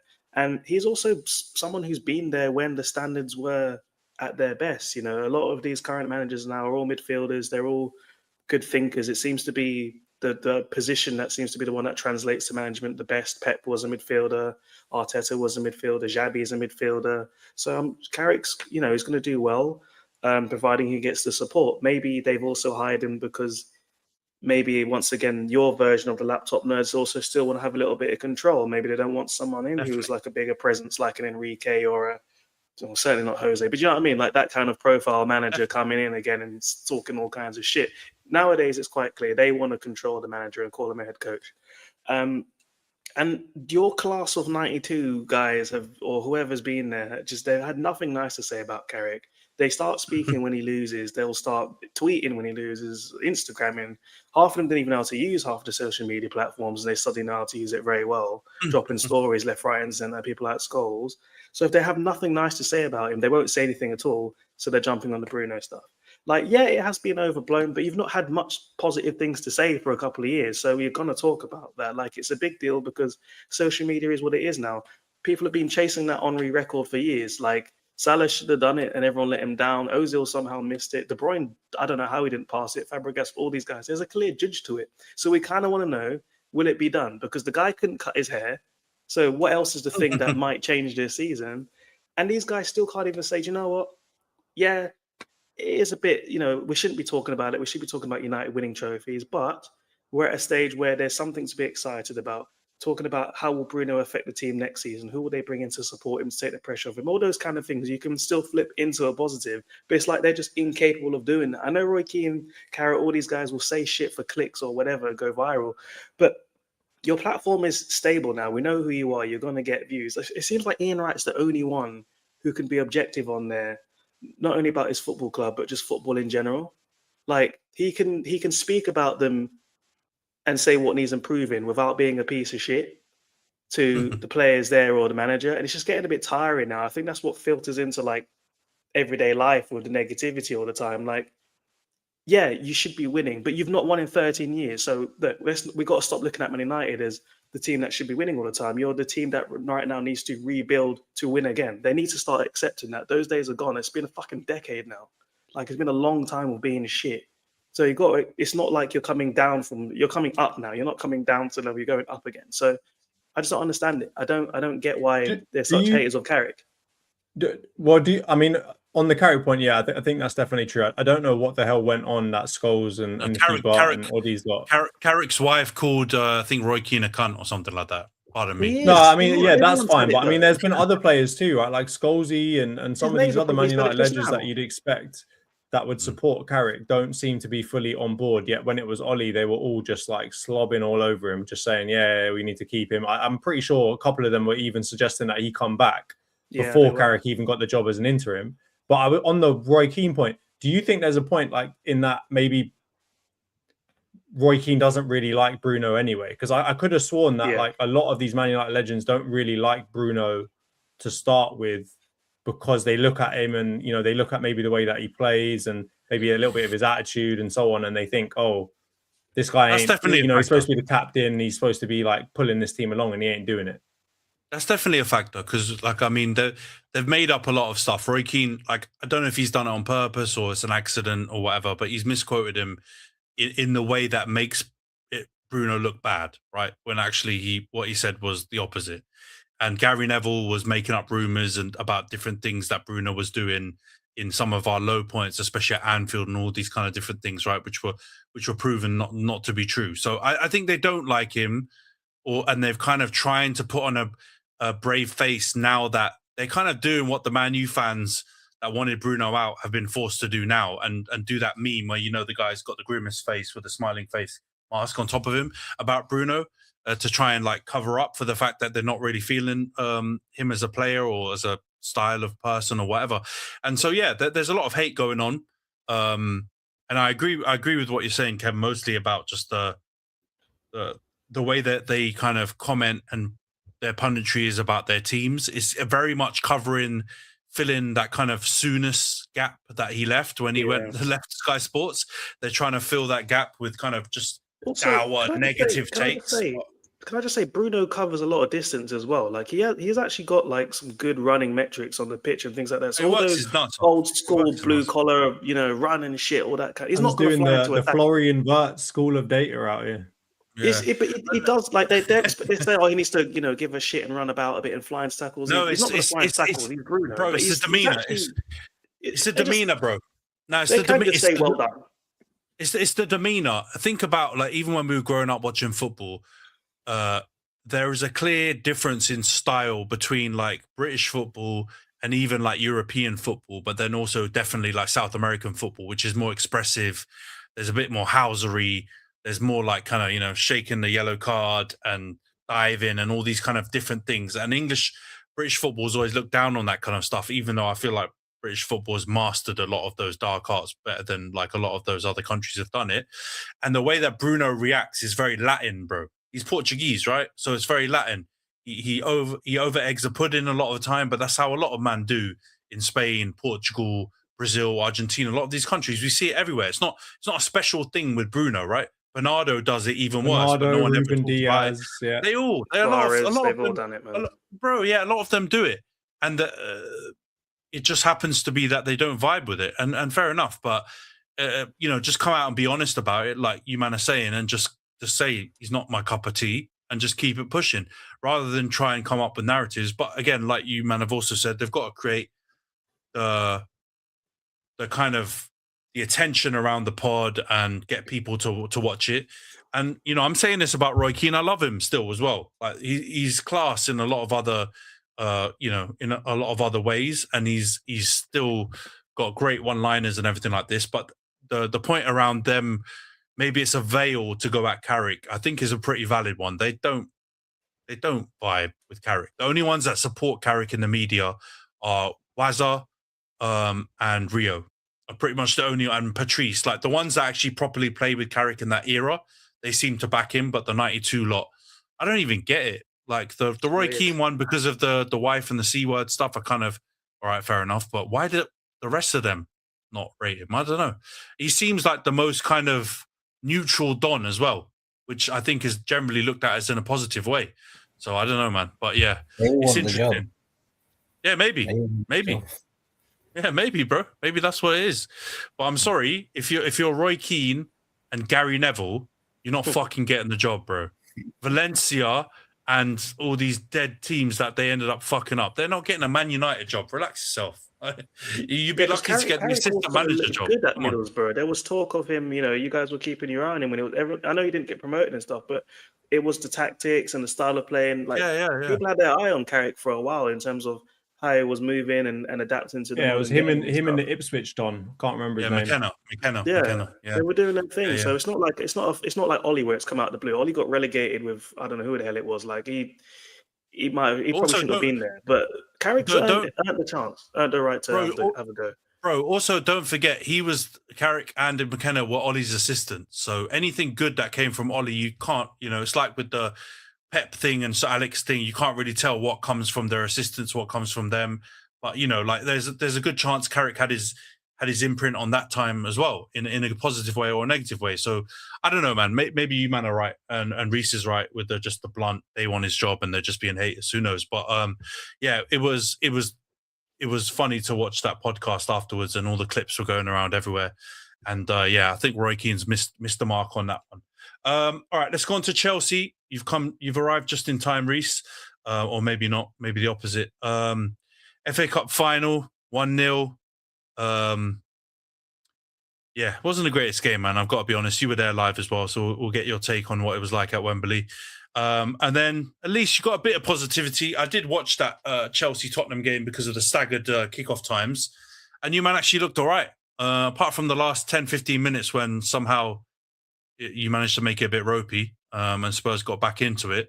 But the rest of the game, you actually looked decent. Enzo scored. I can't work out if Enzo's goal was a worldie or the keeper fucked it up. I know what Jonty wants to say. I'm thinking about it, but I couldn't quite work it out. But yeah, what did you make of the games, bro? Obviously, you were there at Wembley to see the cup final. The cup final. I mean, we get points for trying. Like, I mean, we didn't get battered. Well, do you know what? We was in the game, and the way I saw it was just going forward. Just we didn't look threatening at all, and that's been the problem for the last few months. Like, we didn't offer nothing. We didn't threaten Trafford once. The atmosphere was there, like in and amongst it with the Chelsea fans. Like, everyone was giving it a go, but like I just think in the final third, we just lack that quality, man. I think City, they had like 3 really good chances. One was the goal. They had one where Haaland, I think he went through against Sanchez, and then there was another one. I think it was I can't remember who it was, but it was a header. It just went over the bar in the second half. But you just kind of saw like the difference in quality, like because all they needed was like 1 or 2 chances. That's like no matter how much we was in the game, you always knew all they needed to do was turn it up a notch, and then that would be it. So, and that's what happened. So I see Turkey warming up at halftime. I kind of knew it was over. And then, they just, I don't think they were that threatening, but when they had their chances, like that's like, you could just see the levels, and that's where we fall short. Spurs, it was good. I don't really know what that does for us because, God forbid, we end up in the Europa Conference League. I mean, I followed us all the way there, but I will not be following us again. But I think we need to, let's just end the season. I mean, Delap's broken just as many jaws as he has goals at Stamford Bridge. I don't know what you want to do with them stats, all them data guys upstairs, but I don't know if like it's just shocking, man. Like, and then obviously we get good news with Alonso. He is a top manager, but at the same time, it's not much to be excited about. We're in the mud. We practically wrote off the season in January. And obviously, there's this whole thing with Maresca talking to City, and I just think if we kind of, after we won the Club World Cup and we kind of backed Maresca how we kind of should have, then I don't think we would have held these problems. And even if we had these problems, we should have at least kind of, I don't know how difficult the relationship was, but losing him in January really messed us up. And it's just left us in a point where we need results to go against like other teams so we can end up in a Europa League or Europa Conference spot. And it's laughable. We were sat on 48 points for 2 months. If you look at how many teams that and what the threshold is for top 6 now, and you look at we sat on 48 points, 2 or 3 wins, we would have been there. And it's just like, it's all falls to the people that sit upstairs. So yeah, that's great. You got Uncle Jabby in. It's a start, but it ain't gonna ain't gonna start the ball rolling for the mess that they've created. This is what's that? 3 out of 4 years out of the Champions League. Like, this is we're 4 years into this project. We're probably gonna have to wait another 4 years for this project to come into fruition. It's just not a good look. So I think the whole sort of Alonso thing is good for now, but it just depends on what happens in the summer. And like, can we even buy players in the summer? I think it looks like Enzo wants out. Cucurella probably is following him behind the door. So there's a lot to fix. There's so much to fix. So let's just miserable fucker. Do you know what you could have ended up with? You could have ended up with Ange. You could have ended up with Sean Dyche. You could have ended up with a real stinker. You managed to steal one of the best managers on the market with one of the worst performances this season and with the stinkiest team that you've had in a while, with a crazy shout of like all of these players that are supposed to be half decent for you wanting to leave or wanting to get out. And you're sat here like someone shat in your cornflakes, mate. You should be on here cheerleading for Shabby. I'm sitting here like no, because if we start to cheer him, then we start to get behind what they're doing, and what they're doing is sabotaging this team from the top down. Like so there's nothing to be like happy about yet. Like, what about they've given him the manager title. What does that mean? Like, how many briefs have we seen over these years? Like, Chelsea are going to go for experienced players. Chelsea are linked with Mike Maignan. Chelsea are going for Antoine Semenyo. Listen, don't piss on my head and tell me it's raining, bruv. Like, at the end of the day, we have had so much opportunity to pull ourselves together, especially after last summer. And what have we done? We've regressed. So there's nothing to be happy about. Like, and the fact that we, like I said, we sat on 48 points for 2 months. It's embarrassing. It's absolutely embarrassing. Bournemouth, Brighton, Brentford, all the bees, like they're all above us. Like, what are we doing? Like, so it's because you had a shit manager. Now you've solved one of your biggest problems. It's great, yeah, but he came in because of them. Like, he was put there because of them. So it's great. Yes, we've got a top manager, but at the same time, we need to back him. We need to make sure that we provide him with the right players so he can go and do his job, and just leave him to do his job. So there's still a lot to fix. So like that is the first start. They've got a top manager. The first, we've gone from Graham Potter. Obviously, Pochettino, fair enough. Maresca, yeah. But all these managers have lacked experience, except Poch, like obviously, but like so this is the problem. So yeah, Yeah, but now you've got a manager who went invincible in Germany and is a former Real Madrid manager. Some decent experience there, mate. Yeah, but is he gonna have the right backing? Like that's what I worry about. Like in the summer, are we gonna go out and get the right players? Like, and are we gonna sell the right players? And if that happens, then yeah, I'll have a bit more optimism. But like, I can't sit here and wait another like 3-4 years for this project to like come into place. Like, and then obviously you watch the teams that have also surpassed us in these last 4 or 5 years, like Arsenal. Like, of course, they've lapped us. Man United, I'd say, with since Ineos come in, they've taken over us.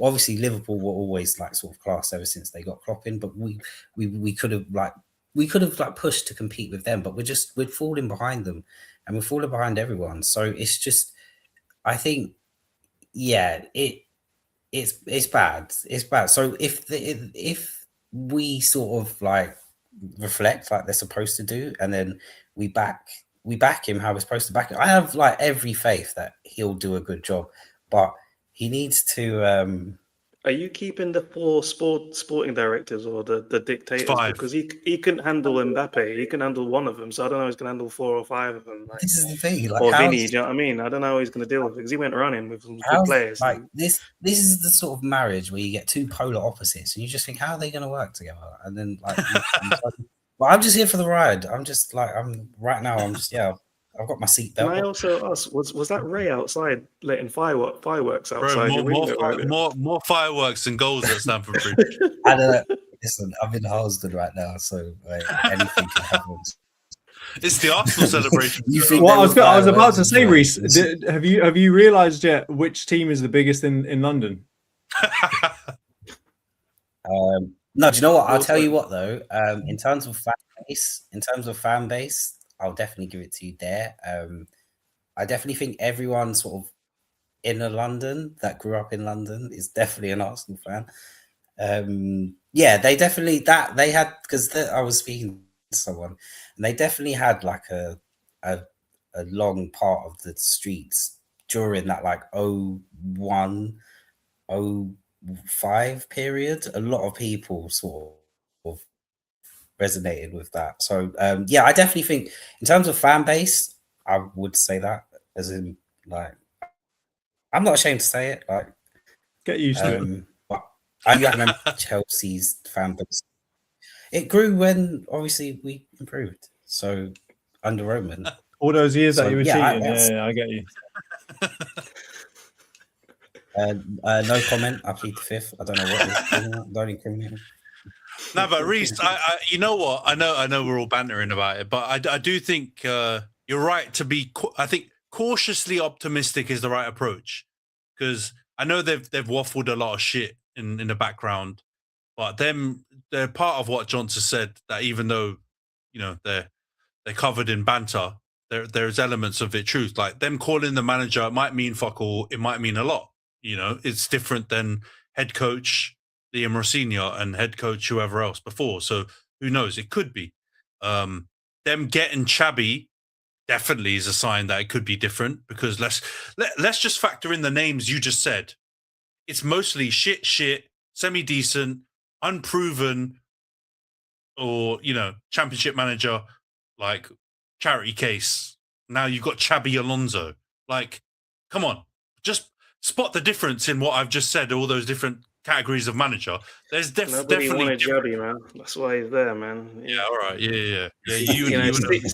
City could have grabbed him. I heard they were singing his name. Yeah, I don't know about that. I don't know about that. He's been rejected by us twice. There's a reason for it. Bro, this guy, yeah. Arbeloa lasted longer than this guy at Real Madrid. You've got your agendas.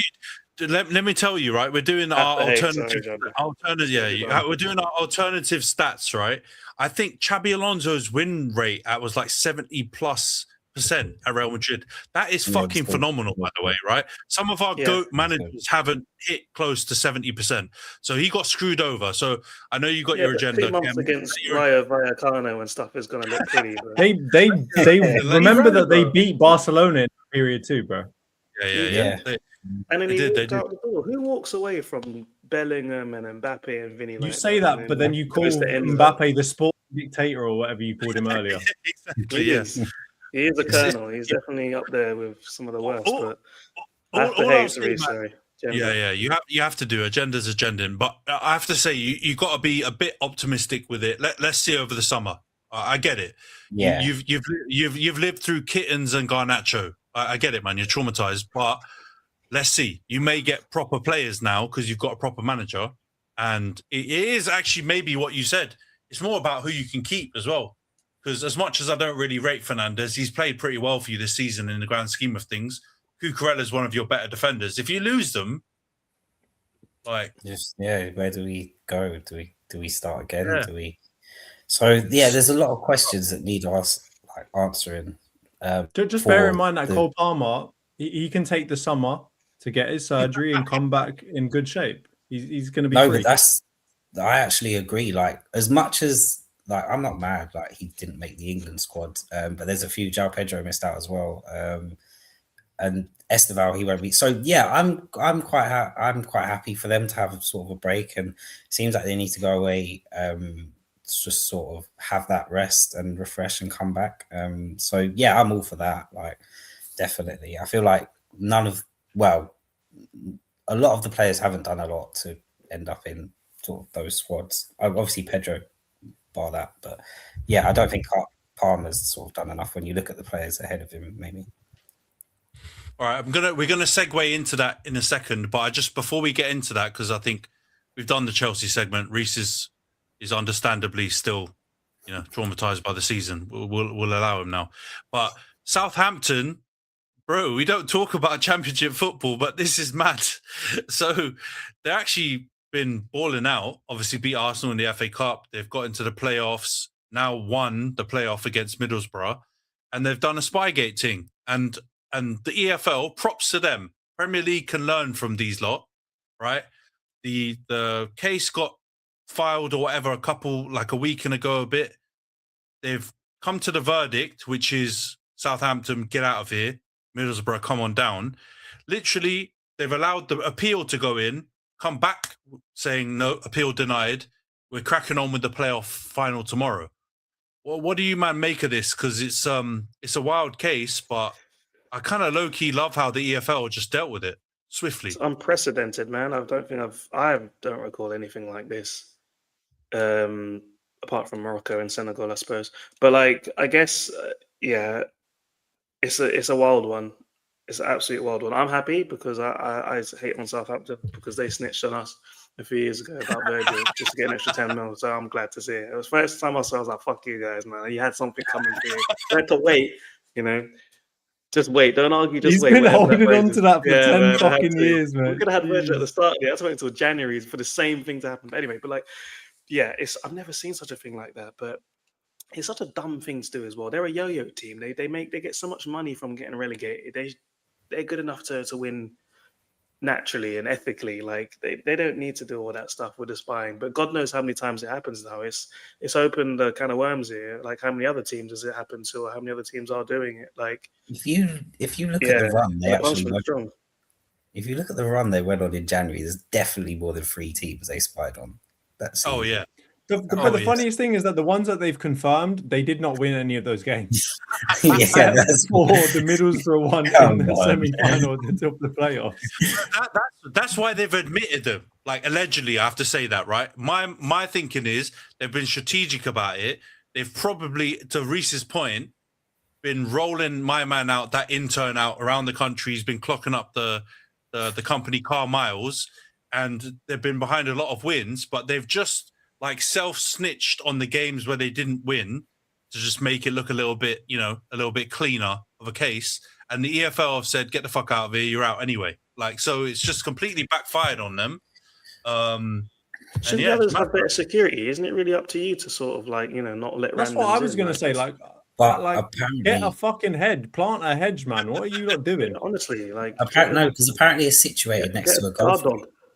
It's situated next to a golf club, so it's quite an open space. So you can actually sort of. What, every club they spied on was next to a golf course? No. No, The funny Middlesbrough. thing, no, Middlesbrough one. But the funny thing is, the owner of the Middlesbrough, like, he owns the golf club. Yeah. So he could have just fucking secured the venue as well, like secured the place up. And you know what it is? Did you see the picture of the Don? He's the most obvious Donny ever, just sitting there next to a tree taking a picture. There's no camouflage. He's not tried to like style it out. He's just like bait face, just in the middle of there. Obviously not part of the training.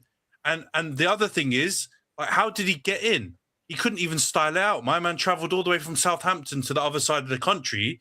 Like, they're gonna notice him. He's not from round there. I'm also like, pretty sure that he had Ruben Amorim's clipboard while he was doing it. Like, he had clipboard in one hand, phone in the other hand.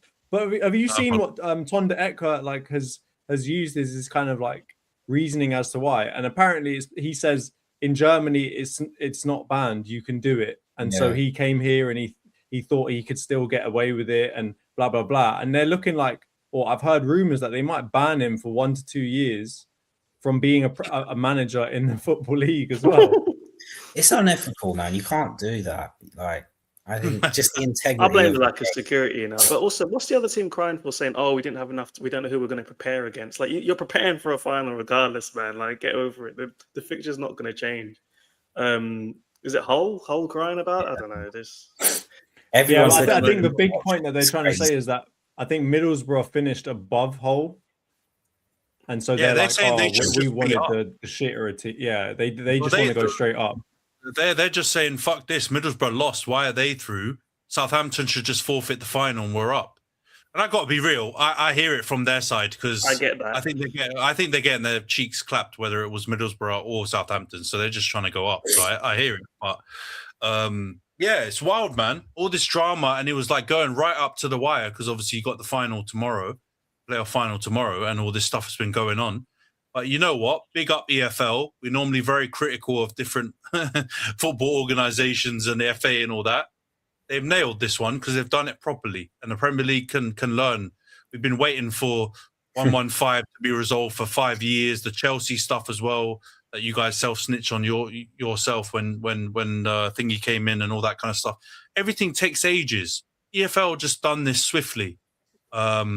And so from the point of view of like zero tolerance, like if you really don't want people to do this again, this is exactly how you treat it. You come out and say, well, okay, you're done for. And I could have sworn they're also going to start next season with -4 points as well. Really? So they're getting a points deduction. They're getting kicked out of the playoffs. They're probably going to lose their manager now as well. That's the way you handle it. I think there'll be a lot of legal ramifications as well. Because if you look at the teams that might have missed out on the playoffs because of Southampton, as well as like anyone else like might like getting relegated or something, I think a lot of people will have a case. So yeah, they're also saying that the Southampton players themselves might sue their own manager / club and say, because they would have got a pay bump of going up, right? Because it might be in a lot of their contracts that they get this much more money if they go up. So there's apparently there could be the potential for them to be exposed to their own players suing them as well. And that's what you get for beating Arsenal in the semi-final, you dirty fuck. They saved that 10 million that they got from Van Dijk then to pay off these lawsuits, man. You man. I was so innocent about adding this to the agenda or the run order for the pod. I didn't know you man were holding on to all these things. But all right, let's move on to the England squad. Talk about holding on to different agendas. This popped off the group chat yesterday when it got announced. So I'll run through it real quickly. When it got leaked, you mean? Well, yeah, leaked / announced. You know, some people don't understand definition of them words. Let's start off with the squad real quick. Goalkeepers: Henderson, Pickford, Trafford. We all happy with that? Yeah, I don't think there's anything mad in those ones. I think those are all right. Say what we get, really. If we saw Pope, I'd be losing my rag. But these three is fine. Defenders: you got Dan Burn, Gahey, Reece James, Konza, Livramento, O'Reilly, Kwanzaa, Spence, and Stones. Now we're gonna have qualms here. Right? Because how the fuck has Kwanzaa got in? How the hell that's your first one? No, I'm starting in order. That's how they're being written, right? So Kwanzaa comes up first. Kwanzaa, how's Kwanzaa in? Right? What is he doing? Spence is in. He redeemed himself. Should be in. And John Stones, to Io's point, very, very well made, has not played 90 minutes since, I don't know. I can't even. I don't even know what was happening when John Stones played a full game of football. It may have been the Champions League final when they won. That was the last time he played a full game. So I'm sorry, them three, maybe Stones for experience, like we argued, but the other two, no Lewis Hall, no plenty of centre backs you could have put in instead of Kwanzaa, but obviously Maguire's the big one that everyone's upset about, and well, mostly his family. But yeah, like what's going on? Come on, guys. I know you've got agendas, but Rhys, you haven't really spoken on the group chat about it. Do you agree on them three being a bit mad, or do you think I'm the one being mad? No, I do think he's gone for a lot of utility players, but I think I do worry, like at centre back, if Gahey or Konsa gets injured, we might struggle a bit. Obviously, because we've got Dan Burn and John Stones, like you said. Add Dan Burn to that. He should not fucking be on that list either. I honestly think he's picked a lot of players out of their ability to play in more than one position, and that efficiency as well. So I don't. Yeah, there's certain, especially in defence, maybe I don't agree with, and I do think we've left ourselves short at left back as well. Yeah, I would have maybe Lewis Kelly, man. Where's Lewis Kelly at? I didn't even think about Lewis Kelly. The Lewis Kelly one is a cop out because he hasn't played that much this season, but you'd still put him in for the literal point Rhys has just made is why I was arguing so much with Khem yesterday, right? Not with Khem, but just with the idea of certain reasons why he's made these choices. If it's utility, why the fuck haven't you picked Skelly then? Because Skelly can play two positions as well. Like another person you'd get over Spence. Lewis Hall should have been there.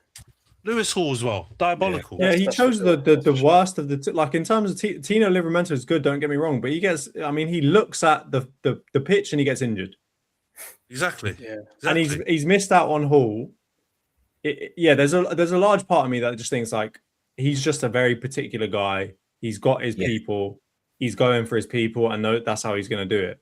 Because we're going to get onto other parts of the field too, but he's obviously done this all over the pitch. But I agree with you. I mean, he missed out Luke Shaw as well, because Luke Shaw can play centre back and he can play left back. I know he's not like the perfect centre back, but he also could have played in those positions. No, O'Reilly's probably the only one that I think is not questionable. I think O'Reilly's good. Bro, I don't even rate Luke Shaw like that, right? I think most of the time he's been an absolute fucking disgrace in our team, just picking up a check, right? Always being injured.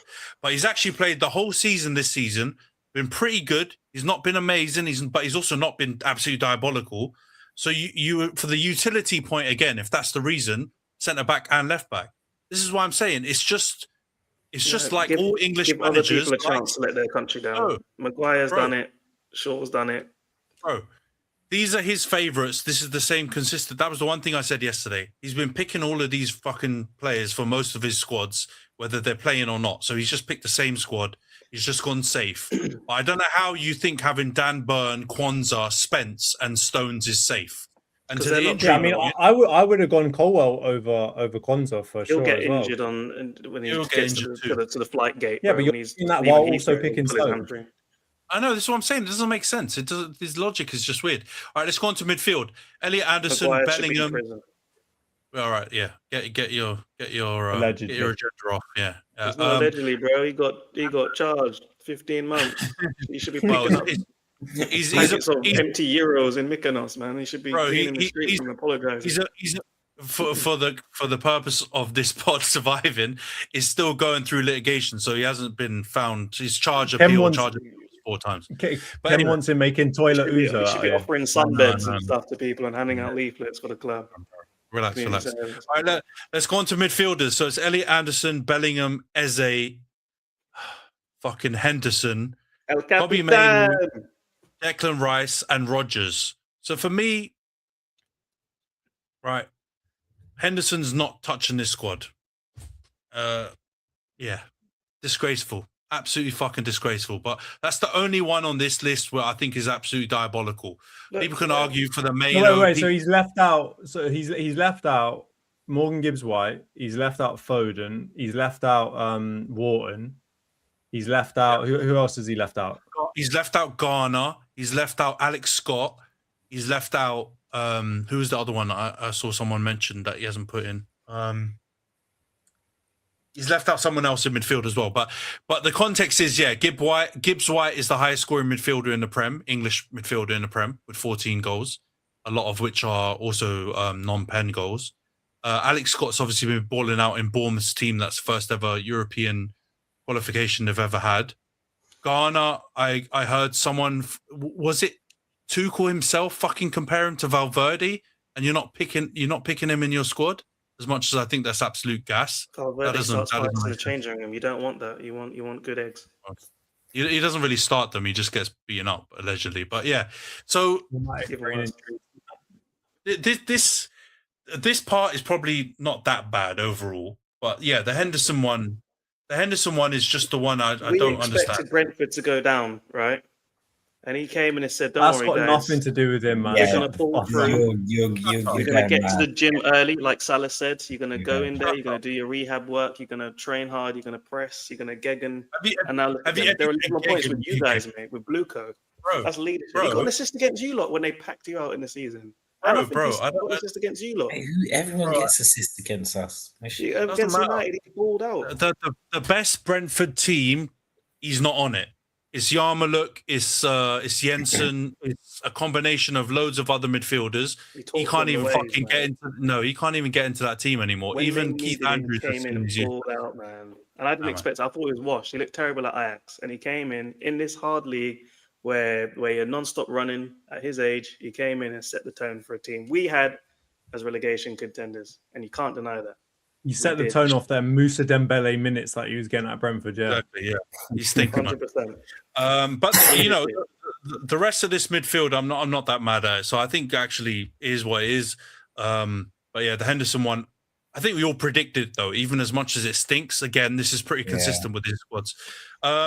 Forward line: Antony, Gordon, Kane, Madueke, Rashford, Saka, Tony, and Watkins. Yeah, it stinks. I'm not gonna lie. That's where we're gonna lose out. Unless Kane has a miracle tournament, it's bad. And so, So who missed out? So Cole Palmer missed out. Bowen missed out. Welbeck missed out. Who else? We lack strikers, really, don't we? You said Foden for midfield, but he could kind of be a forward, I guess, as well. But I mean, Gordon is shit in my opinion, but I get it. He's, we don't have loads of options, but I wouldn't pick him if I had a choice. Some pace, really, isn't it? Yeah, Madueke, I think we all talked about this. Yeah, he's played well against Serbia and one other game for England, but the rest he's talking about Premier League winner right there, my friend.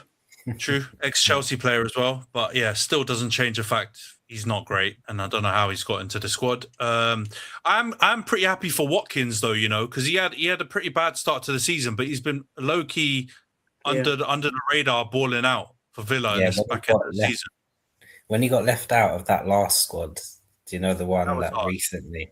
I think he sort of knew, because his form turned so quickly after that. Yeah, he locked in, man. And I like Watkins. I think he's a good striker, so I'm glad he got in. The Ivan Toney one is probably the surprise, because I know he scored I think it's a style of play thing, just because, he offers something different. He can come in for pens, although he's missed a couple apparently in Saudi, which is a bit mad. I also think it's for shithousery. It's for shithousery as well, because he can rattle people. On top of the fact that he's pretty ice cold with pens and other stuff, he just doesn't give a shit, and that could be helpful in some of these high profile games against maybe one of these South American teams. So I think there's some reasoning to that. I'd say that makes more sense to me than Henderson, but yeah. Anyone makes more sense than Henderson. Tony and Henderson have that Brentford connection. But to be fair, they did say Tony also, because of the climate in Saudi, they said that's going to help him a lot in America. So, they were just saying that on TalkSport. I don't know. But... Oh, man. That is such a TalkSport take, man. Maguire would struggle. He does well. He does bad. He acts up when the heat gets too much, doesn't he? So. All right, let's move on from this. Crazy England squad, but there's been some mad ones. You mentioned it, Rhys, as well, with Brazil. Obviously, João Pedro missing out, Neymar getting in. It's crazy season with the squads. So let's see when a couple of the other countries announce their squads in the next couple of weeks. All right, let's get on to the preview segment. It's obviously the final weekend of the Prem season. Everyone's kicking off at 3 p.m. on Sunday. We've obviously got 6 games to predict, but we'll do an update on the Prediction League table quickly because obviously this is the penultimate table standings before we wrap up. So Rhys is still first with 130 points and 23 correct scores. Johnson's in second with 126 and 18 correct scores. Ayo's in third with 122 and 17 correct scores. Razor is now up to fourth with 116 points and 13 correct scores. Khem's in fifth with 115 with 17 correct scores. No way, did I fall down to fifth? You did, bro. You did. And I'm in sixth with 112 points and 11 correct scores. And Nash is still bottom with 86 points and 13 correct scores. 2 people missed the deadline for submissions. One is very expected. You all know it's Nash. He still hasn't sent them through. He's given up. The other one was the most gaseous fella about being top on this Prediction League table for most of the season. He's now in third. His name's Ayo. He did send them to me late, and as you can see in the group chat, he's realized he's fucked up. Probably when you said Tic Tac in the group. No one said Tic Tac, bro. You're just imagining that one. You did say Tic Tac. No, I didn't. And yeah, he sent them through, but he also still hasn't sent me the Brighton Man United score. So I don't know what we're going to do about that. So yeah, he's not going to get points unless he figures that out. That means he's not sent his predictions over then, technically. So he might as well avoid it all. Well, yeah, we'll see. Rhys, we'll start off with Brighton United. I think it's just alphabetical. What's your prediction for this game? I don't know. I need to check. Can we? To be honest, I just want to know what Johnson's gone for. I just need to match his scores. What did you go for, John? Pussy old, just go first. Follow the rules. Hold on. I went 2-2. All right, 2-2. Johns, what's your prediction in this one, Brighton United? I also went 2-2. Ha! Shut up, you dickhead. I went 2-1 Brighton. Come on. I was going to say, don't make me pull up the scores because I'm pretty sure he didn't go 2-2. But all right, 2-1. Ayo, yeah, he sent me scores now, but he hasn't sent me Brighton United, so that one's empty for him. Razor has sent his in. He's gone 2-1 Man United. Khem, what's your prediction in this one? 2-1 Man United. 2-1. I've gone 2-2 draw. All right, Nash hasn't submitted. So back to you, Rhys. Palace, Arsenal. 1-1. All right, 1-1. Johns, what's your prediction in this one? Palace versus Arsenal. 2-1 Arsenal. All right, 2-1 Arsenal. Ayo has gone 1-1 draw as well. And Razor has gone 3-1 Arsenal. Khem, what's your prediction in this one? Crystal Palace, Arsenal. I've gone 2-1 Arsenal because every time I've tried to hate on you lot with my scoreline, I've fallen down the table. So watch it be a draw now. But yeah, 2-1. 2-1 Arsenal. I've gone 1-0 Arsenal. All right, Nash has got nothing. Liverpool, Brentford. Rhys, what's your prediction in this one? I went 2-1 Liverpool. 2-1. Johns, what's your prediction in this game? Also 2-1 Liverpool. Good stuff. I can literally, Rhys is just watching like a hawk for every Johns prediction in this one. All right, Ayo has gone. What's he gone? He's gone 2-2 draw for Liverpool and Brentford. And then Razor has gone 2-1 Brentford. Kevin, what's your prediction in this one? I've gone 3-1 while we flexed this one last time. So that's all copium. We're shit. But I'm going for it. Yeah, but you've got a lot on the line for this, to be fair, because obviously I know Bournemouth winning 6-0 or whatever they need to win is unlikely on the last day, but you've got to try and wrap up that Champions League. And also, you know what? I think if you win and Villa lose, you get fourth, isn't it? Because you've got a better goal difference. So they don't deserve any additional bonus from it. No, I know. But I'm thinking of it purely from a Spanish Antony situation. That would mean then Villa would finish fifth, and Bournemouth would get Champions League with sixth even. So I'm kind of low key hoping you do it just for him. But yeah, that'd be cool. You wouldn't really deserve it based on this season, but it would be nice for him. I've gone 2-1 Liverpool as well to win in that one. All right, Nash has not got anything. So Rhys, City, Villa. What's your prediction in this one? 3-1 City. All right, 3-1 City. Jonty, what's your prediction in this one? 2-0 City. Right, 2-0. Io has gone 3-0. And Razor has gone 3-2 Man City. Khem, what's your prediction in this one? City versus Villa. 3-0 to those useless bottle jobs.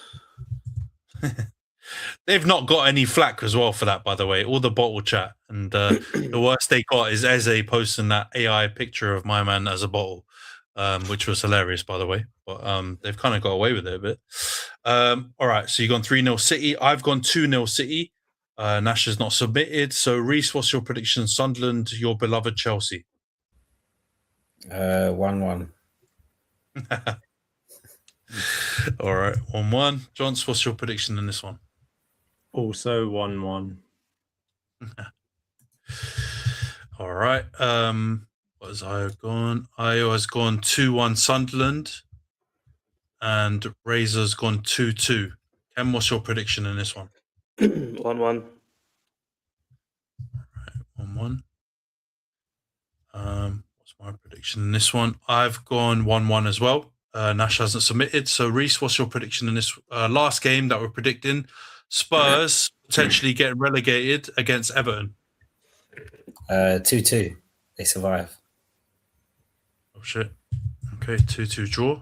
Jonty, what's your prediction this one? Spurs, Everton. 2-1 Spurs. All right, cool. 2-1 Spurs.